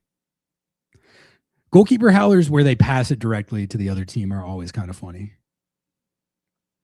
Sometimes you get the more elaborate ones, like the one Fry had in 2014 where he like charged all the way out of his box to the sideline and cleared it right to a guy, and then the net was wide open. And then the Sounders actually got a goal off like an exact same type of howler like a year or two ago. Can't remember exactly. Like those are those give more anxiety, I think. Because like they have to run so far out of the box. This one that Anchor had, he literally had the ball at his feet and he could have cleared it. He should have just cleared it, I think, if we're doing hindsight. Oh my God. It looks like the Ukrainians have scored again. In the 24th minute, they go up 2-0. I didn't see quite what happened there. I only saw the tail end of that. Jay saying that it was another less than optimal moment from Max Anchor. I'm not sure, but either way, this has been pretty shambolic so far. I'm not going to lie. Bro. They're having a come to Jesus meeting right now. They just did the pregame huddle, but they did it again. I'm pretty sure with the notion of someone saying, "All right, guys, everybody lock the fuck in. It's preseason, but we look like the bad news bears right now. We've gotten bammed on twice in the first 25 minutes. So everybody get their heads on straight." Schmetz is not going to be happy about this. He's not going to be happy about this. This is not good.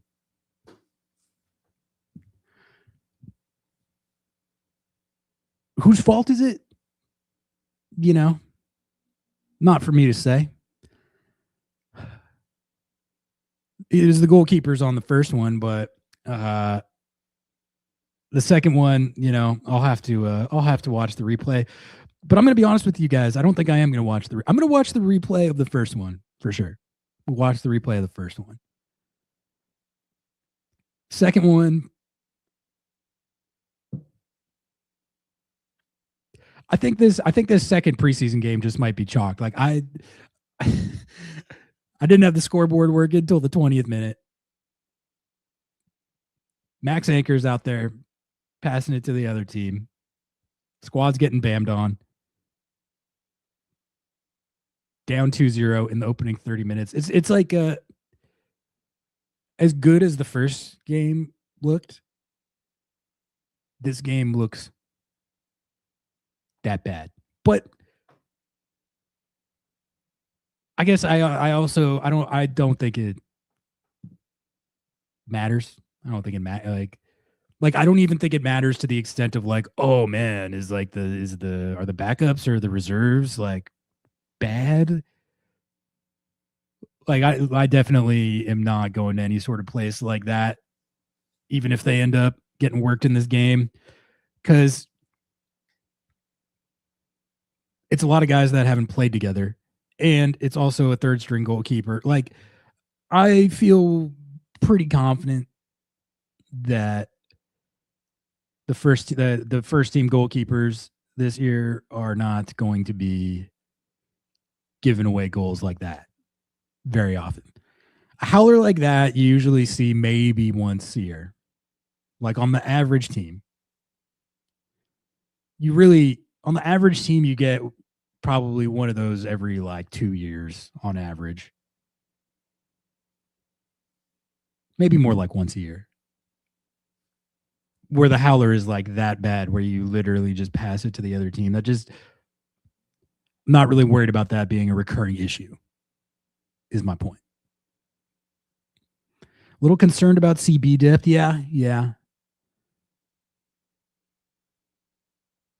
That is, I mean, that was one of the ones we were tracking this offseason. You'll have Stu Hawks in the mix there, although I believe he's injured right now, which is unfortunate because that would be one of the main guys who'd be in the mix for that.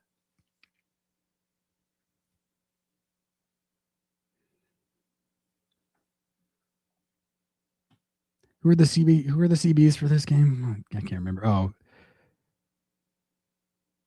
Cody Baker and Sandness. Yeah, that's what I'm saying. Like, I didn't even know Sandness. I literally didn't know who Sandness was. I understand now that he's a Defiance guy coming up. But like, that's not someone that I've heard is in the mix for the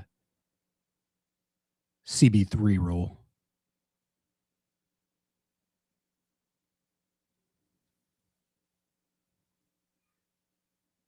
The Cody Baker Sandness CB duo, I don't expect to see that being run on the first team much this year. Although it is interesting that they have Cody Bakes back there because oh my god, I freaking closed the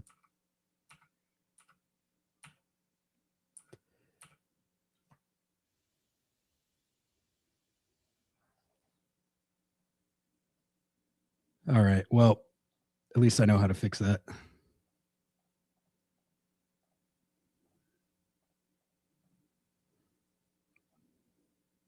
There it is.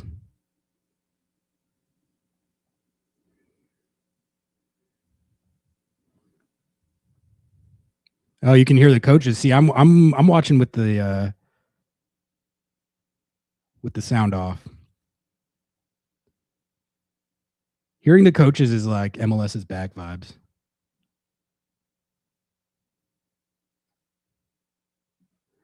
All praise the algorithm. Yeah. If everyone could like the video, that'd be fire. Sub to the channel. Where's Ryan Saylor? That's a good question. I think he might be hurt. Like, I think he and Stu Hawks are both injured. But Ryan Saylor is someone who I think, like, theoretically is going to be playing for the first team this year. Yamar, Reagan, Kim, Baker, Hawks, Sadness, Saylor. That's the group. Most MLS teams would kill to have RCB core. Yeah. I think so.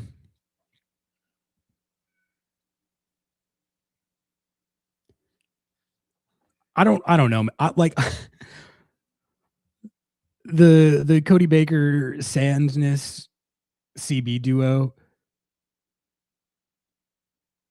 might be struggling a little bit, but like, I mean, that first goal was just a straight up howler.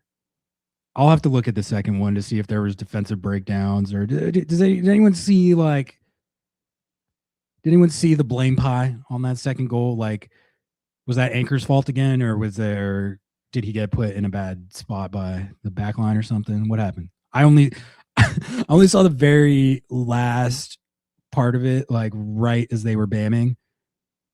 I think I was still discussing the comedy of the first goal as they were scoring the second goal. Alex can do the job at CB as well, as we found out last year. That was crazy. Remember that?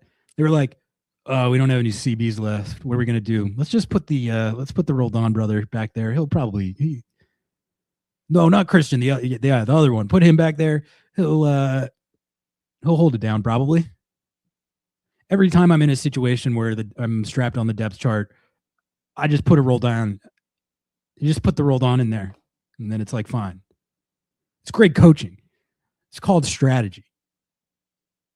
It's called managing your depth chart. You have a hole on it. You put the Roldan in there. It's fine. They were playing the Columbus Crew in the first time they did Alex Roldan at CB. They were playing the Columbus Crew, who were good at the time. And I remember, I don't know about you guys, but I was like, this is sketchy as hell. Going up against Darlington Nagby and the gang. Who's the Columbus Crews? But yeah, Gazdag. He actually was kind of bad. But the point is, like, when they did it against the Quakes or whatever the next team was, I was like, all right, Alex rolled on at CB. It's the Quakes. But when they were doing it the first game against the Columbus Crew, it's like, I don't know about this. I don't know if this is going to work.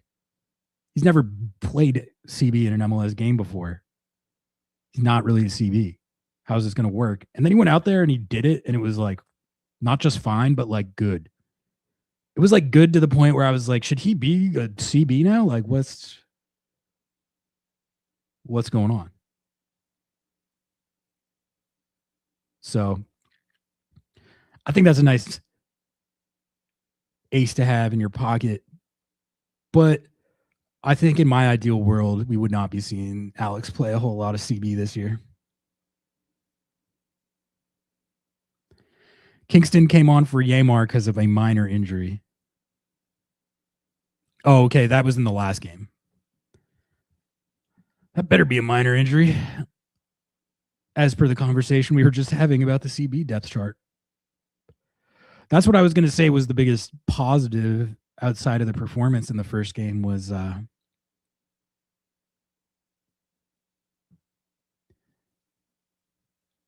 seems like they got out of it more or less healthy. Apparently not fully healthy, but if Nick's saying it's a minor injury, then it's then that's what I'm going to go with as well. Alex Roldan will play CB to allow KKR to get minutes at right back. I don't know. See, I don't think I would do Alex at CB unless it was a situation like last year where they absolutely had to. He did it very well. Way better than I thought he would. But I think like he is very clearly, like, he was looking so good at right back, especially like towards the end of last year. But I really thought Alex had an all-around fantastic year. In fact, we gave him Lobbing Scorchers Defender of the Year, somewhat controversially. A lot of people felt like it should have been one of the CBs. But I actually, with hindsight, I feel more validated in that choice with time. We knew it was going to be controversial at the time, but we were feeling it. We were like, we really think that Alex Roldan deserves Lobbing Scorchers Defender of the Year.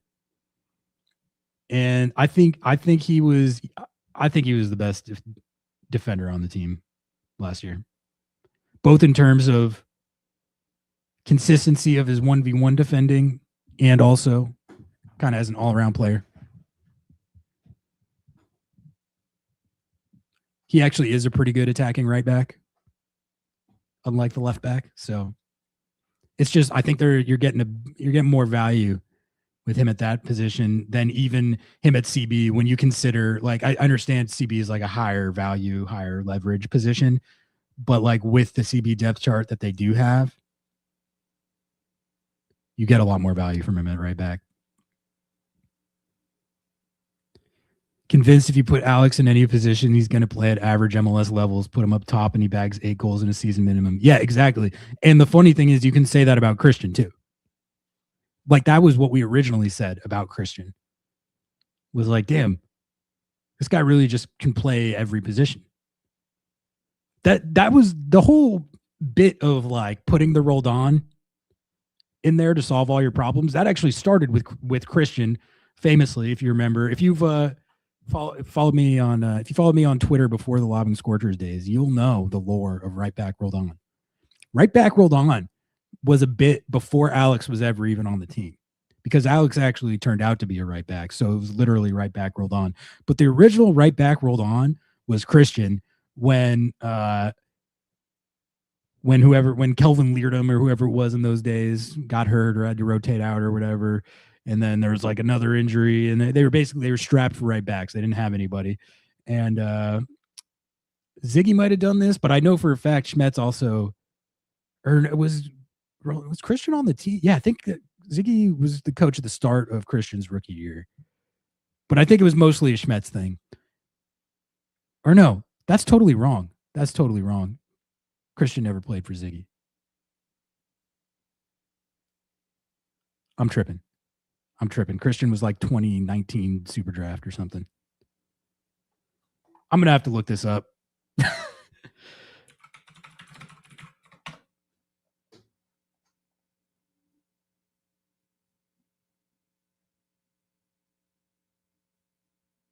Oh, no, I was right. He was 2015. I'm tripping. So he did play for Ziggy a little bit. But Schmetz would toss him back, right back rolled on, and he would do it well. And everyone was like, wow, that's really impressive. And then Alex turned out to do the same thing. I feel like they've never put Christian at CB. And he's a little smaller than Alex. But I think he could do it. Warshaw was saying his strategy is to put the best player that isn't a locked-in starter somewhere else on the field at right back. I think there might be something to that.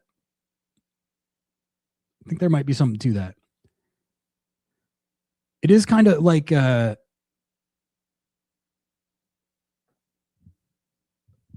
Alex was like a number 10 at Seattle U. He was hella good. But when he got to MLS, they were just like, we're going to make you a fullback. Use some of those attributes, but also get a little wide back winger to your game. You're going to have like a 15-year MLS career, which looks like what he's on track to do.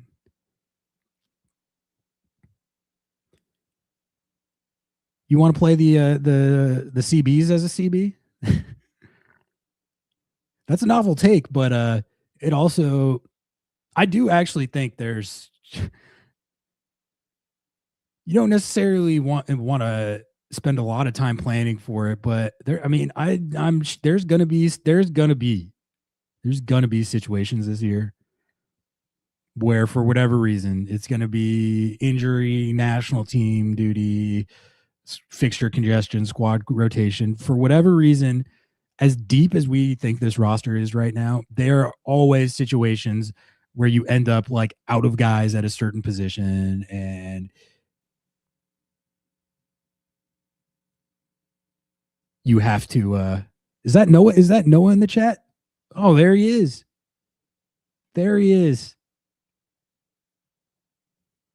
Are you like reachable on the group chat at all, or what? Like I haven't. Oh, nope.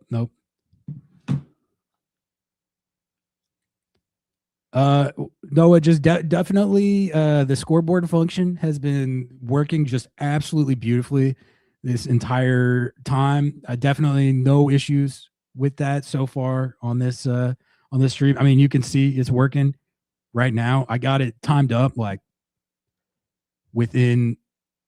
I'm like 30 seconds off, but we take that. I got the score right. I got the clock going. No tech issues at all. No tech issues at all. But as for the Seattle Sounders, yeah, cooked. I mean, down 2-0 in preseason game with the second choice 11. I mean, we may as well pack it in and not play the season.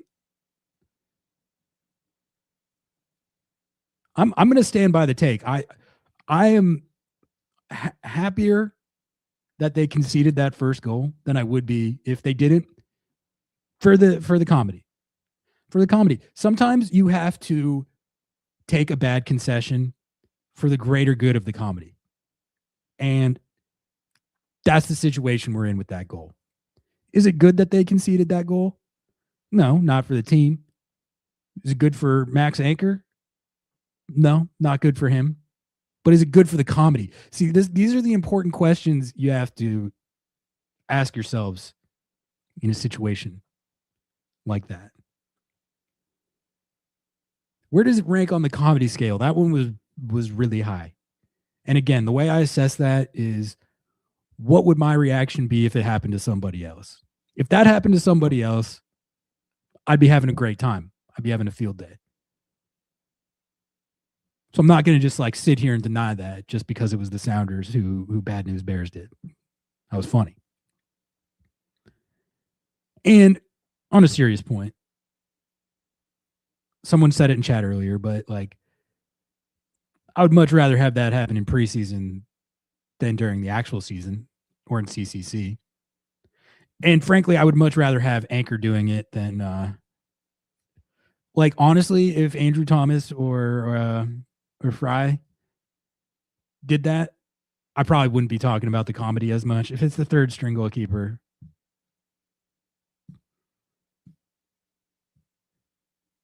it's whatever. I think if there's anything to actually not like about the performance in the second game, I don't think the attack has been especially good.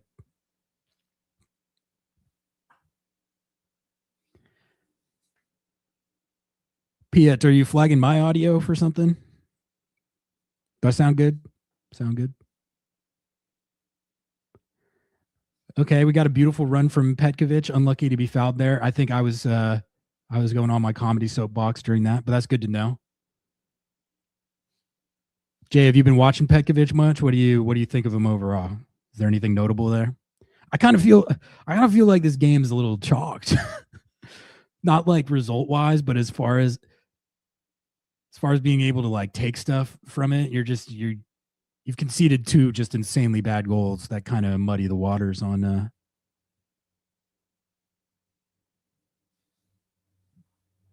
what you can do. Here's where things stand. The performances in the first game of Osaze and Jesus Ferreira, deeply meaningful. You can read a lot into that, guaranteed to extrapolate. Okay? You can put Osaze down for 15 plus goals.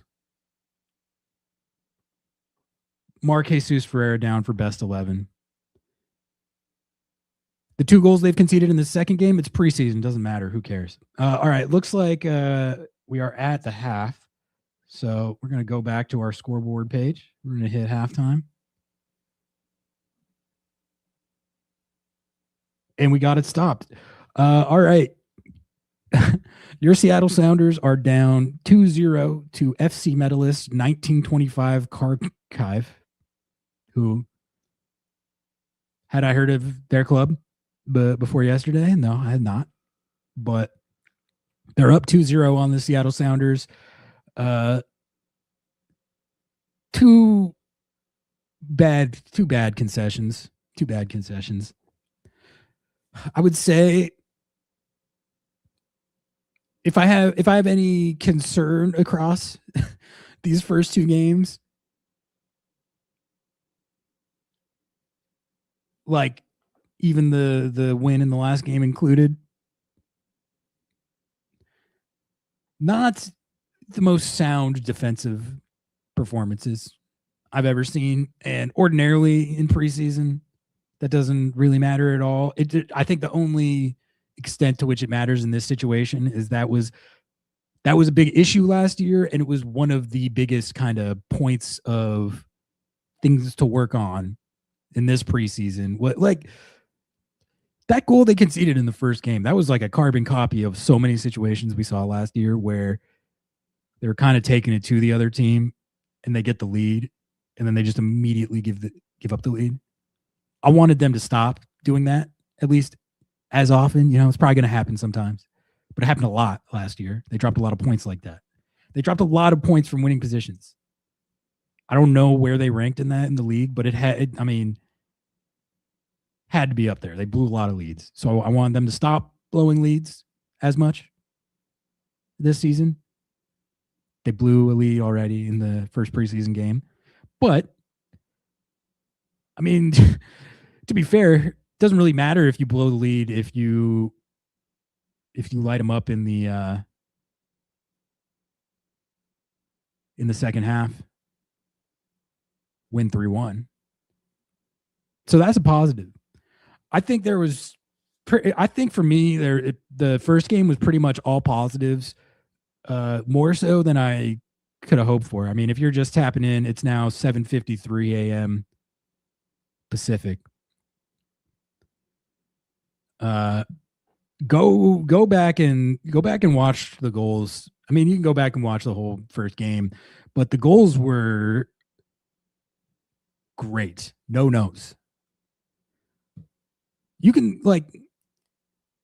score a goal in preseason, like from FC Metalist to 1925, from their perspective. Like, yes, they're up 2-0 right now, and they jumped on Seattle early. But like, if you're looking at it from a lens of, are we talking about situations that we can bank on happening during our regular season? A goalkeeper howler where he passes you the ball right in front of the goal. Like, you did get a goal in this game, but that's not an indicator. That's not going to help you really when the regular season comes, and you're going to have one instance of a goal like that all year if you're lucky. On the other hand, with the goals Seattle scored against Hammarby, those were off some real nice, real smooth, well-executed team movements, especially the Ferreira goal. I definitely am excited to go back and watch the highlight on that one, because my favorite footy we watched this team play last year was when they were, when they were feeling themselves. They were doing the one touch, they were pinging it around. It looked like they were playing the game just at like a different speed than some of these teams, especially in Leagues Cup. And it was so fun to watch. It's like, especially when you threw the high pressing part of their like identity and tactics in there. It was a pleasure to watch, man. Like, it really, like, it was some of the most fun I've ever had watching the Seattle Sounders play footy, like during that Leagues Cup run. But just when they had like a handful of games last year where they were just all over the other team, pressing them to absolute death, suffocating them, winning the ball in just these dangerous areas where every single time it's leading to a high quality opportunity. And they were just pounding these teams just over and over. And it was so fun to watch. It was so satisfying to watch. I was seeing some shades of that in that first game. A lot of shades of that, honestly. And the Ferreira goal, I think, was a great example of that type of sequence that they were able to put together quite a bit last year, that I'm hoping carries over into this year. And then also, I mean, I can tell anyone who might have missed it as well, Osaze had an insane game. Like, if you're doing man of the match, it would be him, I think, pretty much unanimously without question. And he also, I mean, he got 2 goals, but also just the way he was playing, man. He was giving those Hammarby center backs absolute hell. They never want to see Osaze again. I guarantee you that. He was excellent. So I think there's a lot more to be excited about with that than there is to be tilted about with how this second game is going. We'll see how this second half goes. Hopefully they make some adjustments. Hopefully the goalkeeper doesn't kick it directly to the other team right in front of his goal. That was a bit of a temple massager. It was. It's all good though. It's all good. It's preseason. We're chilling. We're vibing. We're going to support Max Anchor through this trying time. I do remember he was not happy with what transpired on that first goal, as I would expect him to not be, but that's got to be tough, man. You're out there in your first preseason game with a new team. You have a howler right off rip. Never crash out on a preseason loss and never overhype a win. See, that's what I'm saying. I disagree with that. Never crash out on a preseason loss and always overhype a win and guarantee that everything that was good is going to extrapolate into the regular season in every tournament that you play. So in this case, Osaze, Golden Boot, write it down. Jesus Ferreira, MVP, best 11 caliber year.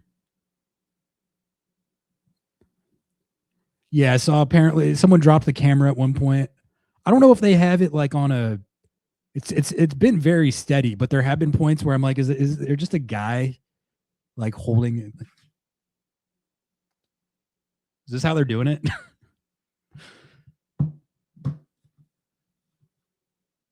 and then he dropped it. There was also a point in the first game where it was raining super hard and it kept getting on the lens, and he'd have to be like,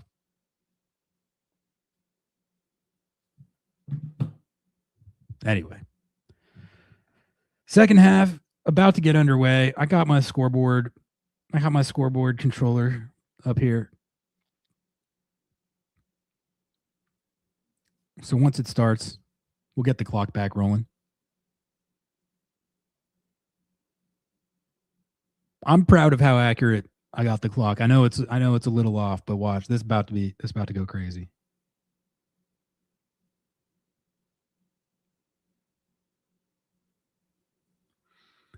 We got somebody from the Seattle Sounders lining up over the ball right now, about to get us underway. And we're just going to get the clock rolling. Oh, Jay's way ahead of me. Okay. Why do I keep falling behind?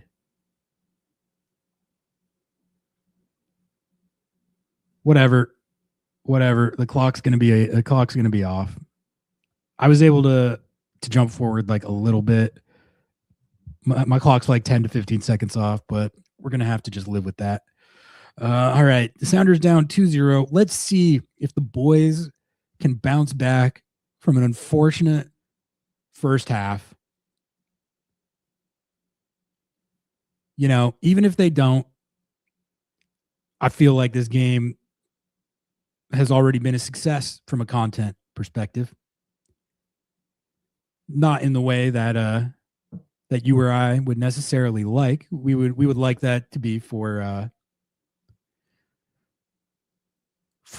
reasons that reflect more positively on the on-field results. But you know, if you are going to concede a preseason goal, at least make it funny. Honestly, that's all I ask. And they did that. They did that potentially twice. I didn't really see what happened on the second one, but I know the first one was funny.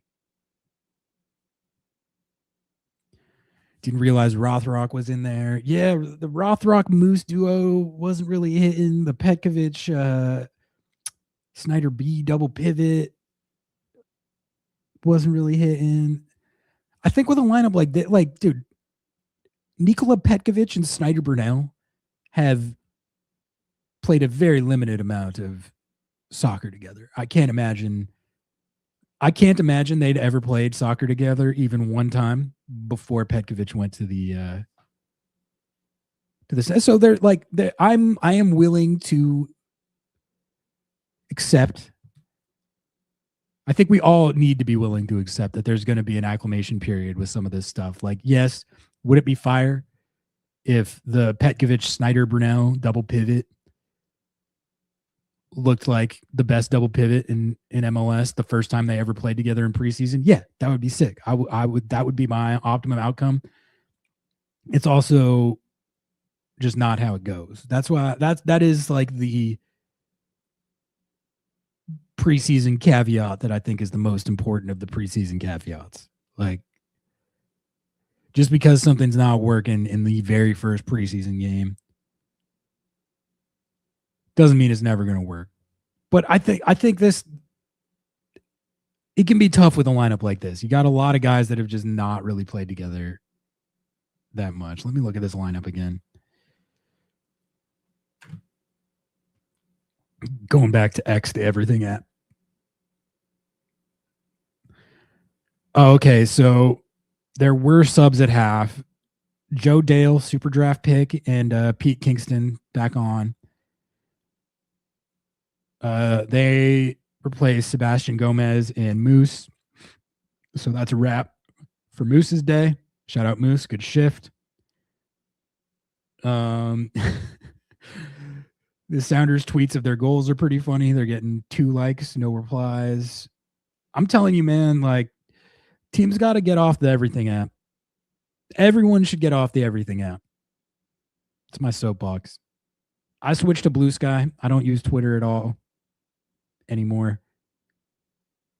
And I don't feel like I'm missing anything. I feel like some people stay on Twitter because they're like, oh, it's where I've always been, or like, if I move to something else, then I'm going to be missing out on what's going on. I don't miss it at all. In fact, every time I go on it, I'm like, this place is just, this is bad. This is bad. It's bad. I was starting to talk about it earlier, right before Spencer joined, but like, I really had a pretty profound realization when I was looking at my Facebook feed while setting stuff up for the or like looking at the Lobbing Scorchers Facebook page, which we're trying to get cracking again. Just scrolling through the feed, man. And this is the same thing with Twitter. The AI situation has gotten out of hand, especially on Facebook, man. It should be illegal what's going on there, because you not only have fake stories and fake graphics and fake quotes, but they're like really elaborate. And when you're 78 years old, a lot of people that old don't understand what is real and what's not. So when they see that, they think that it's real. Like all those AI articles and shit that you see on your Facebook feed, the 65 to 80-year-old crowd, God love them. There's a whole lot of them that see that.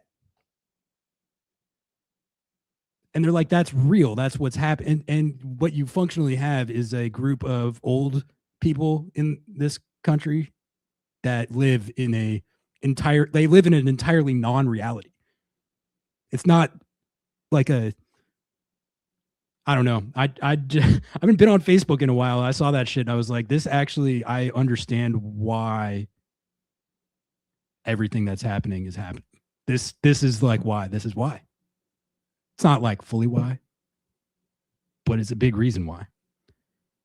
Anyway, that's a different soapbox. I'm on my 4th hour of live streaming at 8 a.m. Pacific. So gonna have to let me soapbox a little bit. Still 2-0.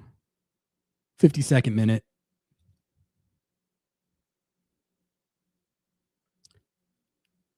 Joe, shout out Joe for bullying me on the Blue Sky. Yeah, that is I was resistant to it. I was resistant to it too. I was like, I've been addicted to Twitter for so long. Like, you can pry this app out of my cold dead hands. That was my mentality the whole time. But it's the same issue, man. It's the same issue. That Twitter, it's maybe less egregious in how fake it is, but it's even worse because they rigged, so the fake AI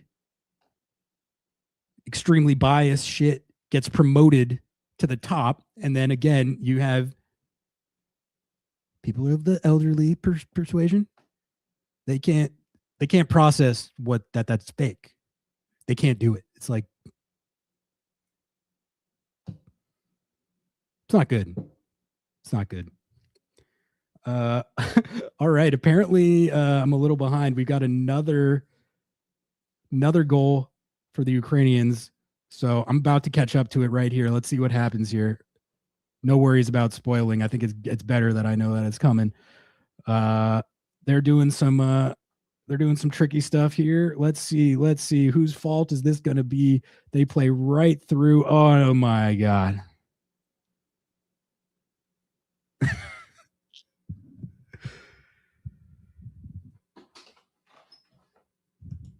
Oh man.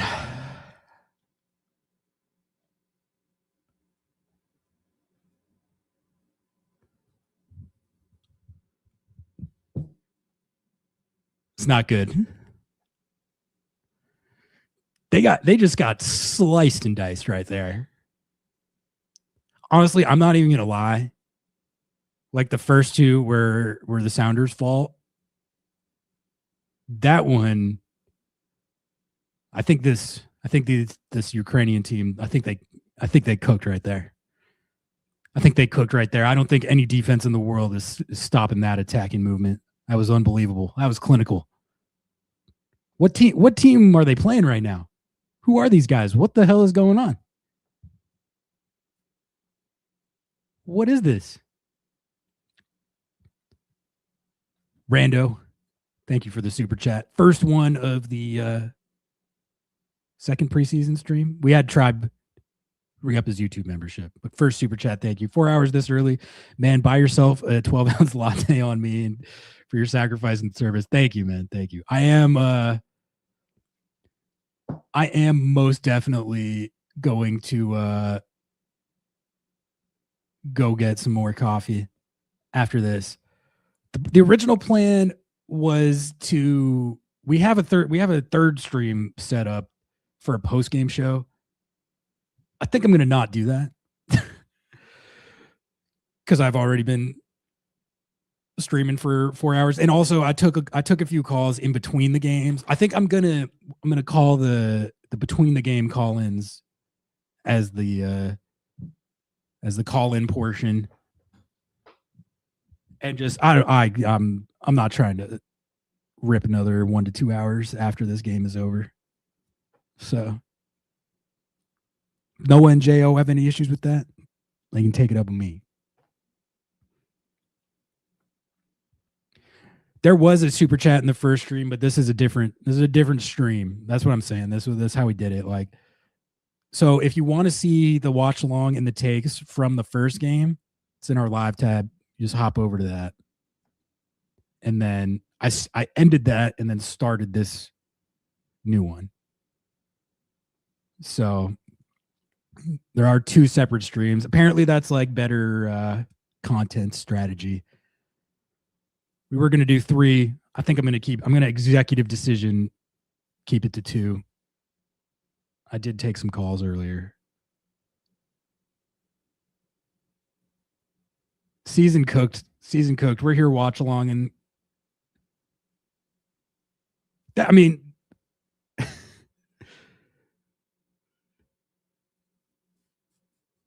this one's been a rough. The first one was honestly a great watch. Like really, I don't even have many caveats to go with that. Like they got bam, they gave up a bad equalizer, and realistically, I think they probably, you could argue they got a little lucky not to give up one more goal. So there was, I think, there was some shakiness defensively in that first game, but the offense, man, God, I just love this offense. Like in the modern incarnation of Schmetzer ball, man, I really do. Like the footy they're playing is very high level on that side of the ball. Like it was, I think, for a lot of points last year. I don't think they had these insanely high highs last year, which is kind of what I'm talking about. They had these insanely high highs where they were just absolutely dominating fools, especially in Leagues Cup, where they were far and away the best team in Leagues Cup. So it wasn't they didn't necessarily maintain that level the entire season, but I thought they tapped into that quite a lot last year. They definitely did for all of Leagues Cup. And even in the playoffs when they lost to Minnesota, like by the end of that Minnesota series, they were absolutely all over that team. Like they cracked the code on Ramsey ball. And once they cracked it, it was like they were still giving up a bunch of goals, and that's why they lost the series. But just, I'm talking purely offensively. Purely offensively, all the way up until the end of the year, I feel like they really found like the sweet spot with how to marry Schmetzer ball and the work in possession and the defensive solidity that he demands with the high pressing nature and getting in those primary assist zones, letting the number 9s eat, like all that stuff. I thought was very good to just downright elite at times last year.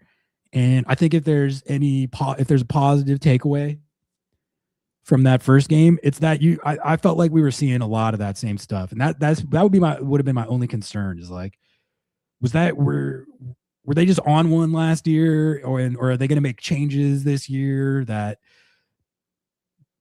are aimed towards fixing the defense, but end up neutering what they were doing so well on offense? I thought the offense in that first game, there was all the elements of everything that I loved about watching this team last year. So that was great. I mean, you could nitpick the defense, conceding the equalizer and blowing the lead, as was their passion as well last year. Those would be in the negative column if you're doing positives and negatives. But I got mostly positives from that game. I loved how the offense looked. Osaze looked like the freaking best number 9 in MLS. Like, I don't know how much that means preseason against Hammarby, but I would rather have him look like that than not look like that. So that's all well and good. And then as much as I enjoyed watching that first game, this has been a rough watch. It has. They're getting bammed on right now. But I think that's pretty easy to cope and rationalize. It is it's a motley crew out there in the lineup for this game. It's a motley crew. Looks like there's been more subs. I see RBW out there. I see number 46 out there. Is that Joe Dale? Not sure who that is. We got guys out there who I'm not sure who they are. That's where we're at right now. I'm going to try and see if I can figure out what this other sub was. Oh, RBW was in the lineup to start. I'm tripping. God. Only subs, to my knowledge, so far are Joe Dale and Pete Kingston for Sebastian Gomez and Moose. All right, we got the Sounders lining up over a corner kick here just as we pass the hour mark.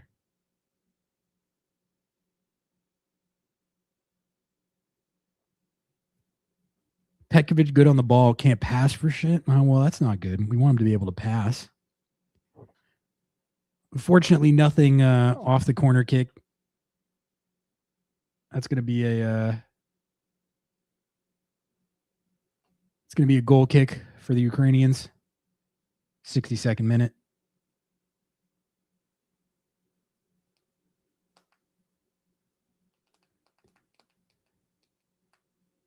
Texted Noah trying to see if what I want to try and do is get him and Jo to be able to call in from on site.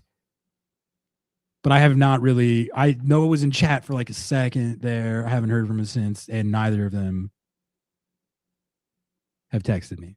I'm going to see if I can get them on, and if I'm able to get them on, then that is a situation where I might actually do like hop over to the third stream. If not, I'm going to executive call it.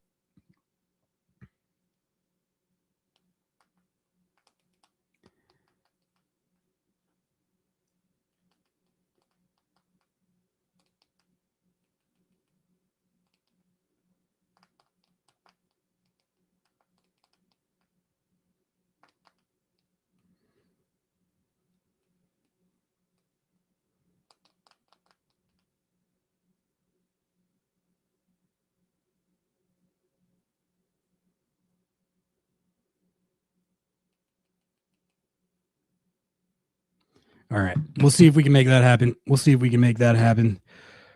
For now, we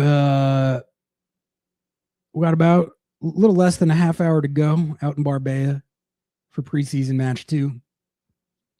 Sounders trailing 3-0. A trio of unfortunate concessions. See you, Bree. Have a good one. Thanks for tapping in. Thank you for everyone who's been watching this morning. There was, hey man, I went live at 3:58 a.m.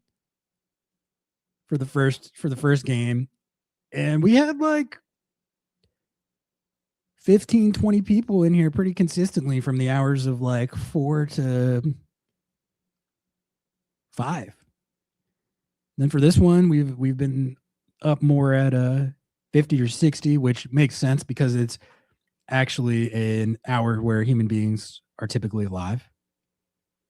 But even when streaming at an hour where humans are not typically alive, still had some people in here. So appreciate you all. I appreciate that there's that many people that are as sick as we are, as sick in the head. If you haven't done so yet, go ahead and like the video. Sub to the channel. Follow the IG. Follow the TikTok. Like on Facebook.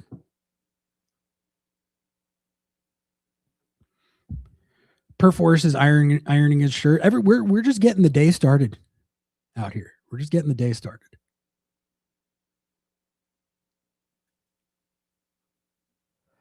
I think I might go out into society after this. This is the first time I've streamed for 5 hours between the hours of 4 a.m. and 9 a.m. Technically don't start work until 11. So I think after this, might venture out into society, maybe hop on the G line. Take a little jaunt over to Cap Hill, hit up my friends at Cafe Vita, throw the laptop down, work from there. Sounds like a good day. I'm going to be rolling on pretty much 0 sleep.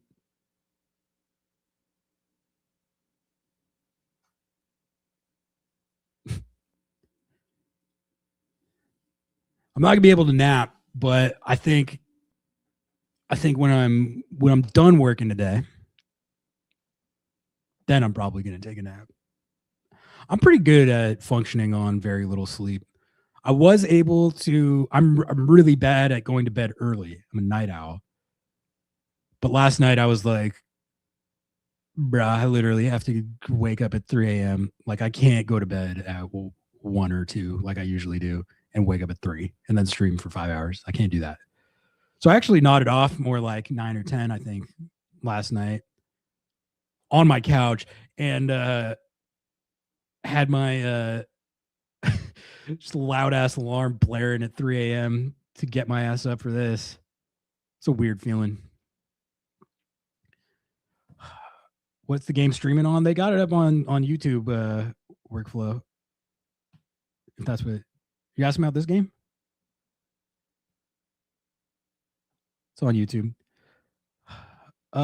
Top 3 positives from today's games. Yeah, if you guys have like questions like that or like about what happened in the game or just about the off season or Obed Vargas or anything, feel free.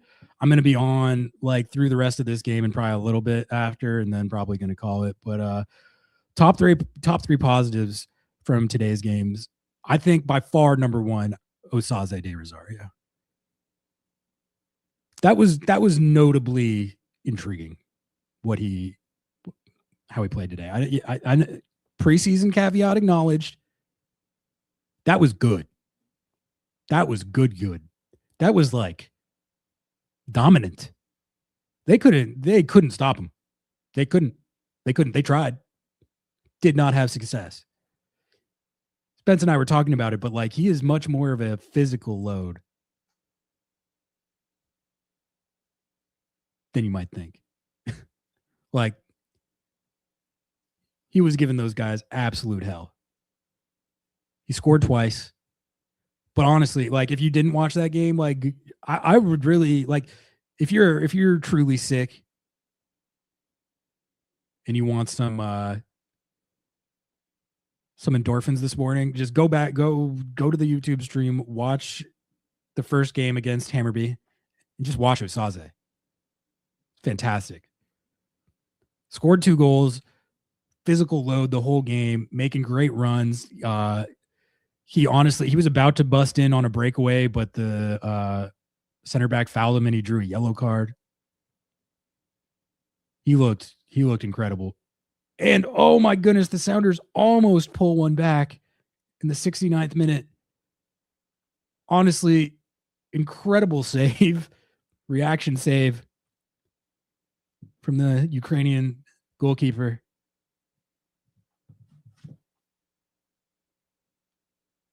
Oh, we got Nico.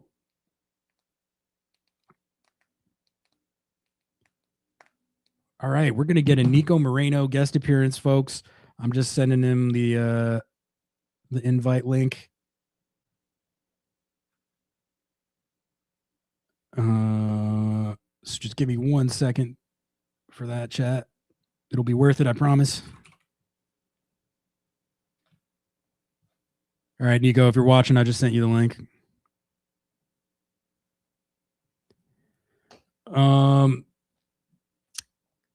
So yeah, Osaze is honestly pretty easily my number 1 biggest positive. Number 2, Jesus Ferreira, man. Already was having a good preseason. And again, like if you were asleep like a normal person, you're going to want to watch that goal highlight. That was a sick goal. The whole sequence of play that led up to that goal was great. I just love it when they start doing the just pinging it around one touch stuff. God, I love that. Do more of that. Just do that. They did that stuff last year and it was just delightful to watch. I loved it. They did that on that Ferreira goal. They had the thing going where they were just pinging it around. The other team they had no idea where it was going. Eventually somehow Rusnak gets it out wide. And then man, just the clever movement from Jesus to get to that spot right near the penalty spot. Good finish. Great goal. All right, we got my Lobbing Scorchers kickoff co-host, Nico Moreno, tapping in right now. Nico, what's up, man? Have you been able to watch both these games, or are you coming in late at all, or you feel like you got the whole action? Hey, what's going on, Ari? What's up? Live chat. What's going on? Yes, I watched the first one and then I watched the first 20 minutes of the second one because I had to hop on Soccer Down Here. I'm sorry. I just hopped off. I saw the first goal that the Sounders gave up in the second game, and then I stopped watching. So we could definitely Good talk choice. about most of the first game. And then you Honestly- could tell me what happened here because the host of SDH was like, yeah, they're actually getting beat 3-0. I was like, oh, well, that's not good. They're getting like slammed. The first goal they gave up was like a goalkeeper howler, and then Yeah. the second one I didn't actually see the full sequence of what happened, but the third one they got sliced and diced about as badly as I've ever seen them get sliced and diced. Like it was a nasty play by this Ukrainian team, but it was all like they've not been defending well. Also, like offensively, the pieces haven't quite been vibing, which I think is to be expected with a lineup like this. But it has not panned out like for the positive in the ways that you would hope with some of the stuff, some of the guys that were out there. But what I was talking about when you signed on was all the positives from the first games. I got asked top 3 positives, and you can tell me if you agree. But my top 3 positives are Osaze, number 1, Jesus Ferreira, number 2.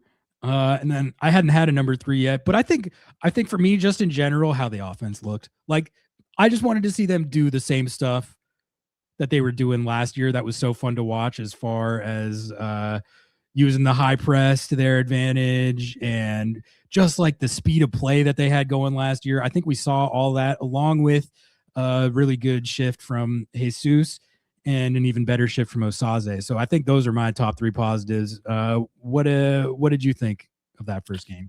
Yeah, no, I would agree.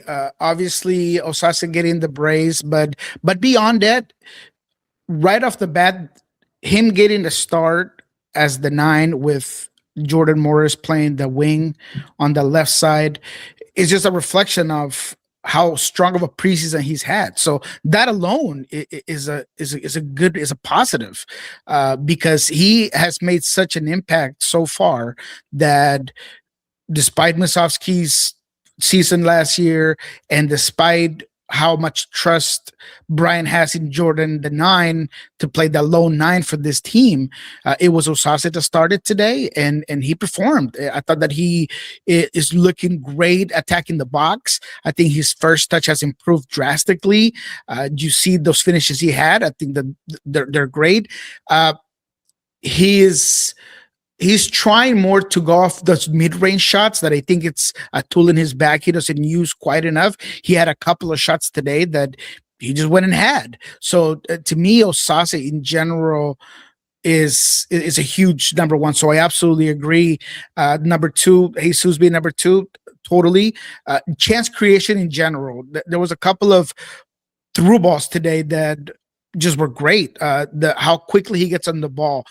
His efficiency in the passing rate is great, both in link-up play as well as when he's trying to push and put key passes in the final third.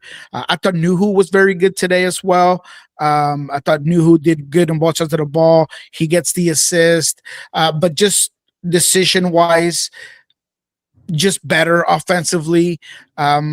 So if I was to give you a third one, I think I would agree with you, but maybe more of the possession and passing patterns in general that I thought I saw today were pretty good. The team did run out of gas there, like in the 75th, 80, but obviously Brian is trying to push this guys physically and fitness wise to get him there. So you saw Hammerby. Is that how you say it? Hammerby just kind of get on top of him there at the end. And you could hear Brian talk about slow it down, get it in. And that's what I love about this sort of preseason games. You could hear everything from the coaching staff. So I thought that was another positive. I think that Brian, he's been locked in. Brian's been locked in on deciphering and working on the things that really handicapped this team last season, and one of them is just that ability to slow down play and really dominate when you're tired, when it's the end of the game, last 15 minutes, last 10 minutes, last 5 minutes. So I thought that was another positive, is just hearing Brian be so on point with what he wanted out of the guys in this preseason game. I was a little bit nervous because I thought I saw Yeimar come off with a knock. He ends up getting pulled out for Peter Kingston, but I don't. It doesn't seem to be a big deal. Probably just precautionary. But yeah, no. Overall, a lot of good things. I wanted to see more from Hassani Dotson. I mentioned it on a tweet. Maybe I'll go back and rewatch it. He just didn't pop out to me. It was a lot of Christian Roldan. It was a lot of getting out wide. It was a lot of possession where he wasn't really involved. So I kind of want to go back and look to see if I'm being fair to his play today. But he was one of the ones that maybe didn't underwhelm, but I just wanted to see more from. I thought for the first 20-ish minutes, you could kind of tell that the Dotson Roldan partnership is very new, and I came away from the game thinking all right, it didn't look fully there at the start of the game. I would agree, but then I do think that as the game went on, it looked a little more cohesive, and you could kind of see them starting to figure each other out a little bit, to the point at the end I was like, all right, I feel like this game actually all these preseason games are going to be valuable for that, but this game in particular, I think they made to me it looked like they made some meaningful progress by the end, just in terms of with Christian and Obed, there was just this kind of, it's like the same mind, they always knew where the other one was going to be. And with Dotson, you're not going to have that quite yet until you get reps together, until you play together. But it does make me think something I've been concerned about, I won't lie, is just I think they did a really good job planning for this Obed transfer.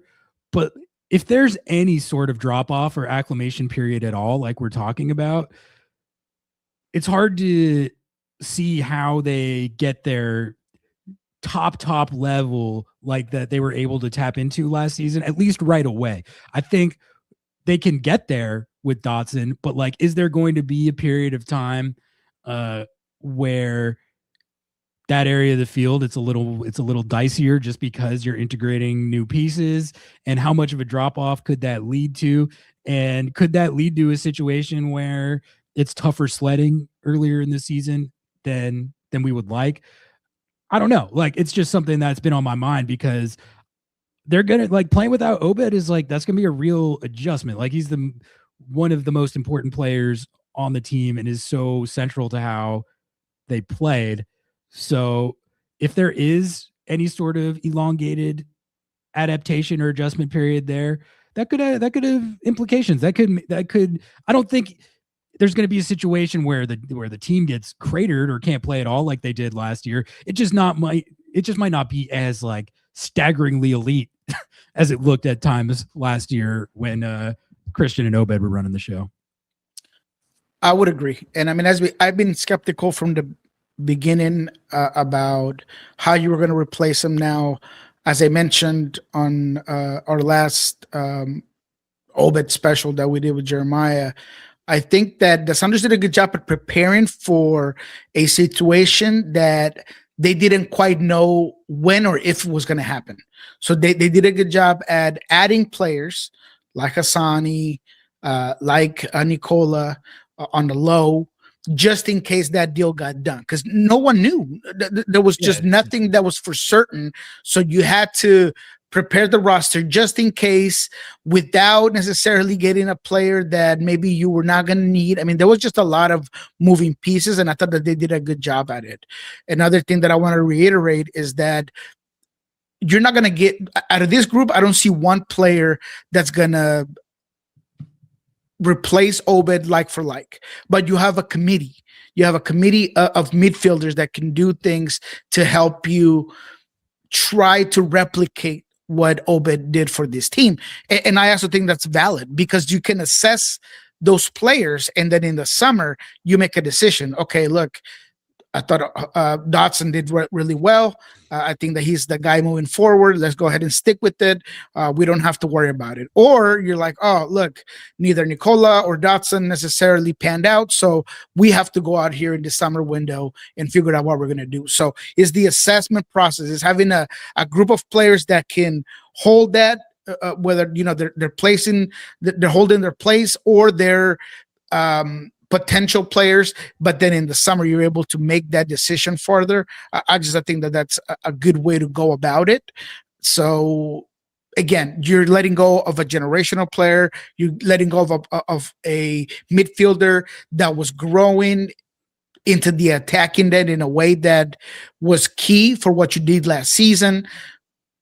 And you don't really have that right now, but maybe as a committee, you can do some of the things that Obed did. And then you're hoping that maybe Christian Roldan understands that he's going to have to maybe do a lot more than he did last season, although he was phenomenal. But maybe now you're asking even more of him because you don't have that partnership in a player like Obed Vargas. It's funny. We posted a clip from a old show that we did with Jeremy Barron, who I just recorded. He does a That Atleti podcast, a really good show covering Atletico Madrid. We had him on for Club World Cup last year. He just had me back on because Atletico Madrid just transferred for Obed Vargas. I posted a clip from the original show we recorded where we were talking about Obed Vargas, and I was saying, hey man, keep an eye on this kid in Club World Cup because he might be going to Atletico Madrid because it's his favorite team. And it also seems like a good fit. So I was like kind of joking that we're taking credit for manifesting it. But at one point in the clip, I used the term prodigy to describe Obed. And we got a couple of comments on TikTok of people who were like, you're calling him a prodigy? Like, okay, slow your roll, buddy. I'm just sitting there like, brother, you guys have no idea. You have no idea what's about to happen. And like either way, I think it was he was like the prodigy of the Sounders Academy, like of that time. That's what I meant. I think they probably took it like I was calling him like the next Yamal or something like that. Yeah, that's not necessarily what I meant by prodigy, but I also think there was like a little undertone, at least on TikTok, of like, you guys are like just overhyping him because he's Seattle, and I'm just so excited to like watch him play and watch all those people have to be like, oh wow, this guy is a player. Like, you're not gonna be laughing at the word prodigy for all that much longer. But yeah, anyway, Nico, any concerns about the defense? Like, you get the 1-0 lead, but you do give up the lead as they did last year, get bammed on with the equalizer. So there was that. There was another blown lead, but they do come back and pretty comprehensively take that game. But then now you got this second game where they're looking like the bad news bears out there. So, I mean, is there any cause for concern there? Or do you think it's kind of just like it's preseason, whatever? I mean, there's always got to be concern, especially when you're hoping to fix some of the things that you didn't do well last season, and transition defense is one of those. I can't speak for this second game, but one of the things that I have been hearing is that a guy like Petzovic has a hard time tracking back and defending from that central position, and he's not as dynamic, and he's still on that learning curve. Stu Hawkins, I'm pretty sure he got injured there early in this camp or something. He got some minutes today, but I hate to see that because Stu is a guy that I'm very high on to even have more minutes than Kim Ki-hee this season. And if he isn't healthy, that does concern me a bit. I thought Yeimar and Jackson were okay. Obviously, there's a little bit of rust there on both ends. But Yeimar is always very physical, very committed forward. But, there were a couple of breakdowns in communication there. So there are some points of concern, but I don't think it's anything that is alarming. But concern should always be there for a team that they're almost obligated with the lineup that they have to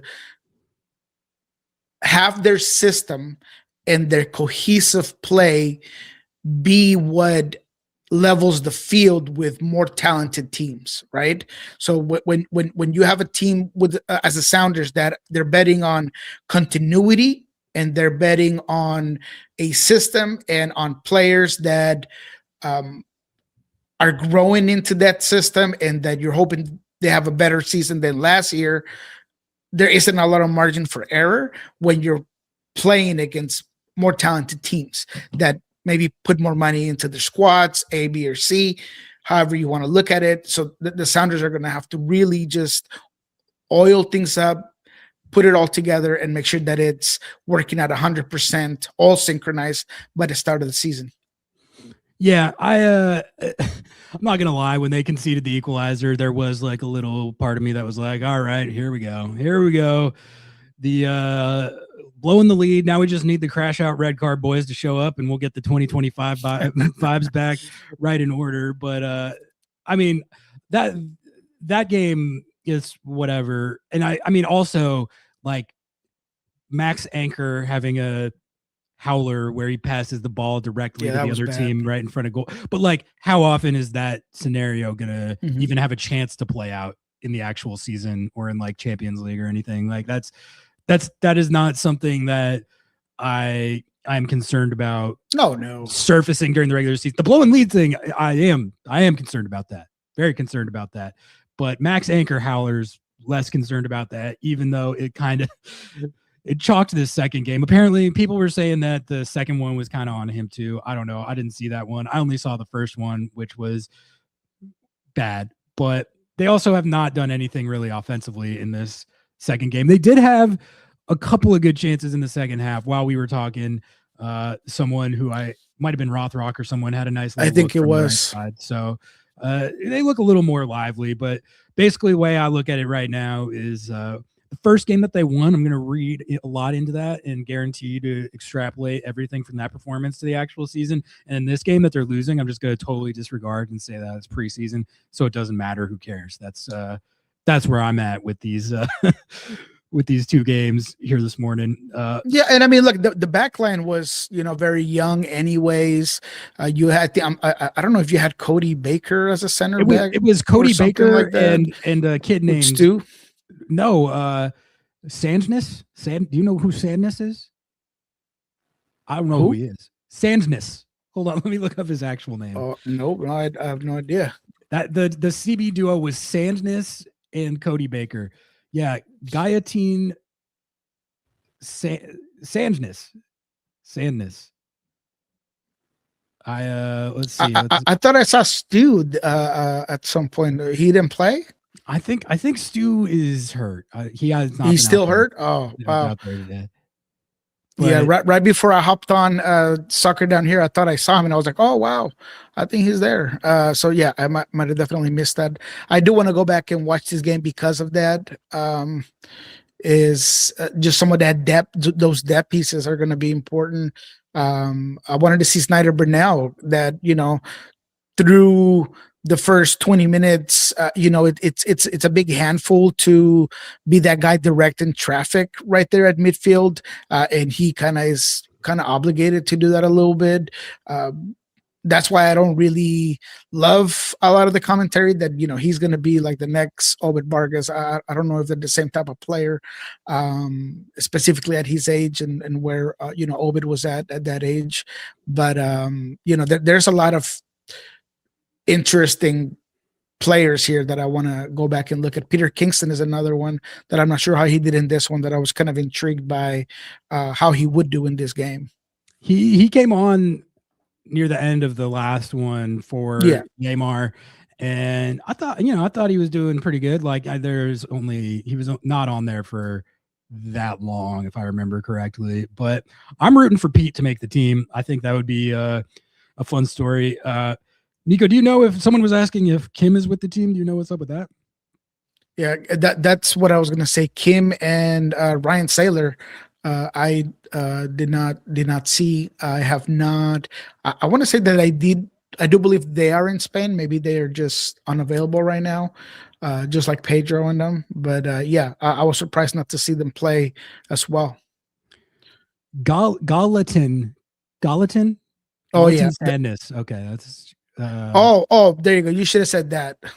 Gallatin. I didn't know the other name, but yeah, Gallatin is the guy that do they call Brian's him by, been. do they call him by his first name, like, or is it? That's what I heard from Brian. He said he was high on him. He said you guys better, look out for this guy. Said that. Yeah, apparently he's an interesting center back. Yeah, he said that in one of the pressers, the small pressers that they've done with the Sounders communications team. So he did mention him. So and I have heard his name. Is he a academy kid, or is he from outside? He's a Tacoma guy, Tacoma Defiance. Yeah, but like, I think they got him for Tacoma. I don't think he's part of the academy. Okay. Yeah. Interesting. Okay. All right. Well, okay. The game is over. That is going to do it for the second preseason of the game of the day in Marbella. That is going to be a 3-0 L for the Seattle Sounders. So not as much fun as the first game, which was a better time than that. But you did get a pretty funny concession on that first one. And I think even if it wasn't that much fun for us to watch, hopefully like reps for guys like Snyder, Brunel, and Petkovic playing together will make it look better the next time. But like, I don't know, it's kind of hard to know what to make of a Motley Crue mixed and match lineup like that in the first preseason game. Like I don't think there's any analysis to be done at all of that game. But yeah, you're looking at individual performances. You're looking at, understanding of patterns. You're probably moving around certain players in certain positions. I think that the guys that really needed to show up today were the first team guys fighting for spots in the first team in starting, like Paul Rothrock. Again, I didn't see this game. I'm going to go back and rewatch it here later on today. But, him, Petkovic is another guy that probably had a lot of things to do. Snyder, Brunel. So you probably look at that individually if you're Brian Smetzer and this coaching staff and figure out where they're at. They obviously have one more preseason game on the 15th against Louisville City. Hopefully Georgie can play in that one because he was unavailable for this one as well because of the visa stuff that he had to go ahead and do. He's back here, right? Yeah, he's here. Yeah, but is he going to go back to Spain, or are they coming back? No. Okay. He's meeting the team here. Okay, and then so are there any more games in Marbella? Is that what you're saying, or was this it? And then they're coming. No, that's it. I believe the team comes back Friday. Comes back Friday, tomorrow, and then you got the Louisville scrimmage on the 15th, on the day after Valentine's, and then we're a week from MLS is back.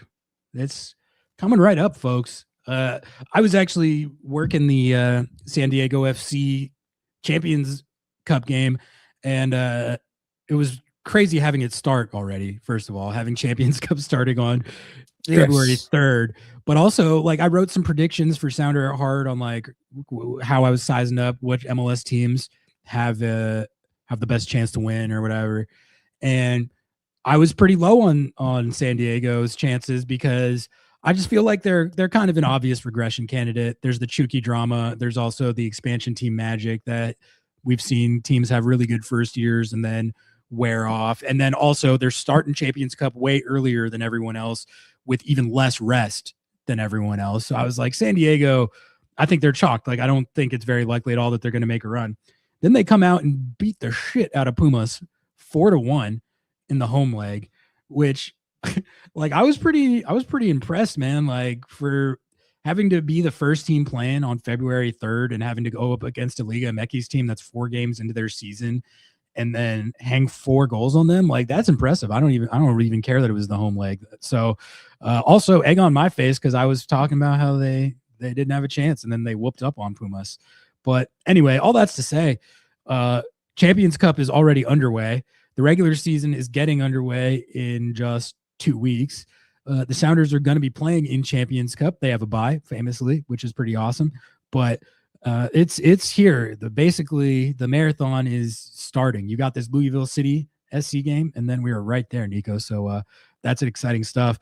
I can get you out of here on that, man. Do you have any other takes you wanted to talk about or get out there about either this game or season coming up? Obed Vargas, anything at all? Yeah, just a little clarification because I hate to leave without touching the subject. We, like I said, I got confused by the name, but yeah. So, Savi Ganalti, I guess is what you is that the kid you were talking about? No, that's not. I was talking about Gallatin. Yeah. He's definitely a Tacoma guy that came on and he's definitely a defender. So I was hoping to find more on him, but I can't seem to. It was him and Cody Baker at center back. Like that's an inexperienced duo at the very and you know what's kind of interesting about that situation is that I thought Tino Lopez was going to be a guy that was going to be that, like in this particular game, I thought he was going to be a guy that's going to start that particular game. I don't know if there's any fitness or injuries to him, but there's been a lot of shifting there for that position. So I don't know. It's interesting. Did Tsukunome play in this one? Do you know? Yes. Yeah, he started. He and Sebastian Gomez both started. Yeah, I saw Sebas a little bit. That was another kind of, I guess, disappointing thing about the second game is like I was hoping there'd be stuff to glean on the Snyder B Petkovic front and also the Tsukunome and Gomez front, and I just kind of felt like with how the game actually went and how it ended up playing, there just wasn't really much to be learned or analyzed on either of those fronts. But they did play at least, and I think that especially with Snyder and Petkovic, like that's a pairing that might have to play this year, like in MLS games or even like CCC games or Leagues Cup. Like they might have to run that depending on the availability of Christian and Hassani Dotson and those guys. So hopefully that runs a little better next time they try it. I'm definitely willing to give them the, like, this was your first game playing together caveat pass. That's fine. But you want to see progress from them, hopefully, as preseason goes on. And then with Tsukunome and Sebastian Gomez as well, like, those are guys that are kind of trying to prove themselves and show that they should be playing in MLS games. And anytime you have a young player coming up from the Defiance or the Academy who's able to show that, that's we all know that's always good news. So if one or both of those guys can turn into something like that, that would be huge. I don't think you really saw like any huge indicators that they're headed that way today, but that, I mean, they're on the first team for a reason. So we'll see how they can make good on that. Are you high on one over the other with you and Sebastian Gomez? Yes. Sebastian Gomez is definitely the one that I'm looking more for. I think there's going to be a bigger need for an attacking midfielders with his qualities, whether it's as a pocket winger or, you know, if you play him central and get him to get a little higher. He's played central for this team before, at least when it comes to the training components and the scrimmages. There's just more of a need there. I think Tsukunome, whether it's more as a 10 or as a second striker, is going to have a harder time getting certain minutes. And he certainly hasn't been lights out so far, which is still early. Again, we were very high on him. We rated him very high from what we had heard from other senior players and kind of what the profile of and the reasons behind, you know, getting him and signing him to a first team contract rather than a Tacoma Defiance contract. So definitely. I think Sebastian Gomez is a guy that I'm going to be looking at because he does seem to have some different about his game. There's a flair. There is a dynamism. There's certainly a quality to finish. And again, this is in like small-sided games, but I thought that in the 1 week we had to look over this team, Sebastian Gomez was a guy that you just like to watch. He's just fun to watch. That's what I keep hearing about him. I haven't watched. I watched a little bit of Defiance last year, but not that much to really get an idea on him one way or the other. But everyone I ask about him is like, he's an entertainer. Like he does the flicks and the tricks and the rainbows and the overhead kicks and the bicycle. Like he will bust all that stuff out. So that's exciting to me. I'm like, hell yeah, this team could use a guy like that. Someone with some sauce, some swag, some juice. Like, yeah, he has that Pedro de la Vega hair as well. He flows perfectly. De La Vega's growing it back out. Which how do you feel about that? I kind of had grown to like short-haired De La Vega because I felt like that's what turned him into a monster player last year. But I understand, I guess the flow is kind of his like trademark. But I'm kind of like, dude, no, I like it. You became so good right when you got it, though. That's all I'm saying. That's all I'm saying.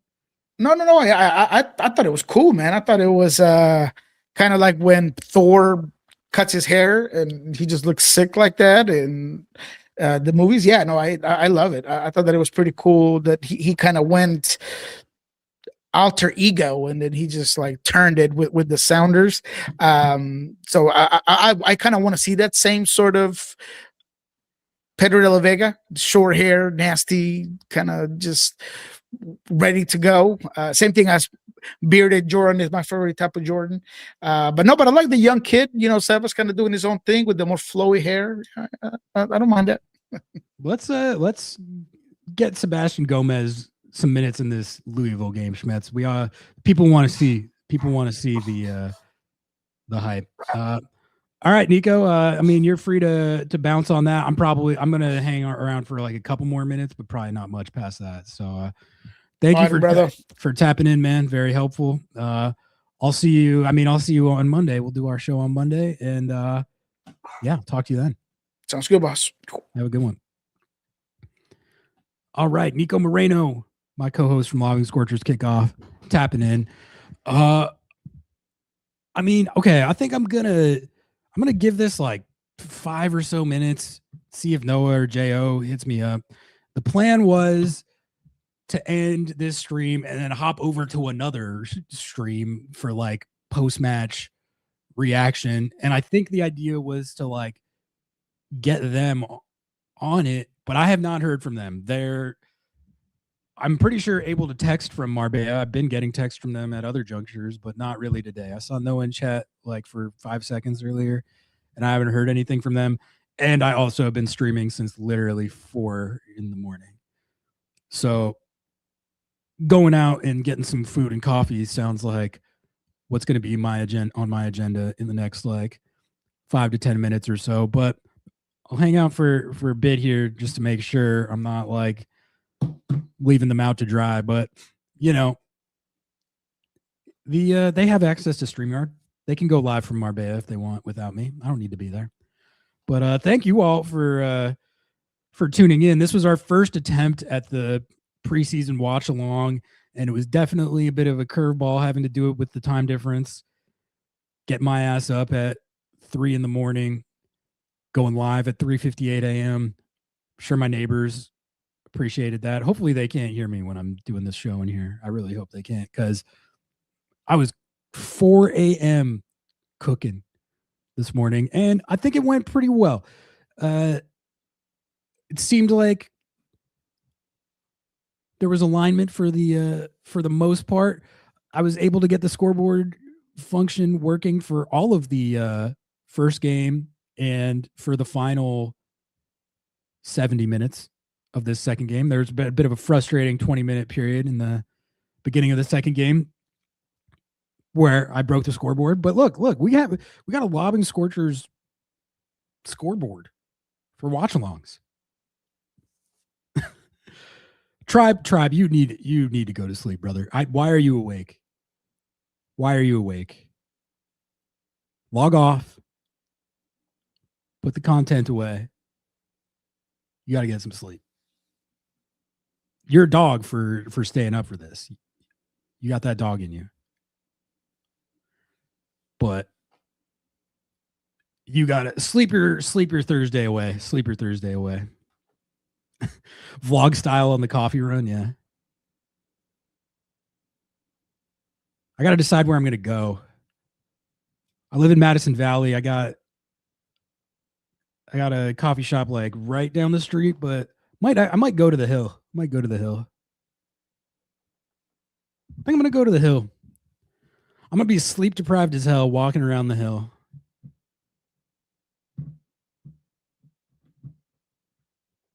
I usually post up Cafe Vita.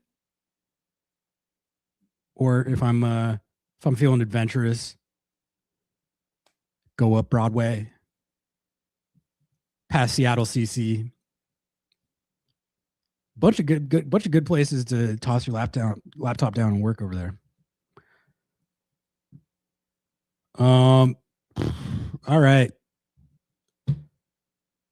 Do I have any other takes? I don't really think so. I'm gonna log off, chat. I'm gonna log off, and if Noah wants to do this like post game takes live, that's his prerogative. I was hoping I could get them to call in to this like from there, but apparently that's not happening. I haven't heard from him all day. Next stream. Well, we got kickoff on Monday for sure. You might get Noah and Jo going live from Marbella at any minute. Not sure. But I think for me, probably next would be kickoff on Monday. If there's like a reason, like news breaks or something between now and then, we'll probably do something. But like I don't think I'm gonna do like an under the lights tonight after streaming for 5 hours in the morning.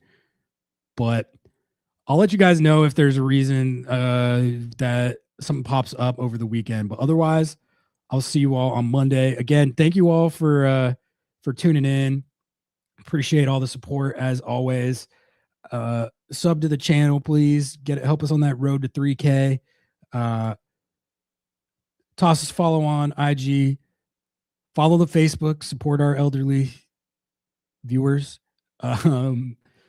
TikTok. Rate 5 stars. All that good stuff. Like the video. Like both videos. Like this video. And then if you haven't liked the previous video, like that video. And then also if you were asleep like a normal person while we were doing that stream, watch that stream. That was actually much more fun than this one because the Sounders looked awesome in that game and won 3-1. So yeah, love y'all. Appreciate y'all. I will probably catch you on Monday. Until then, I'm out. Peace.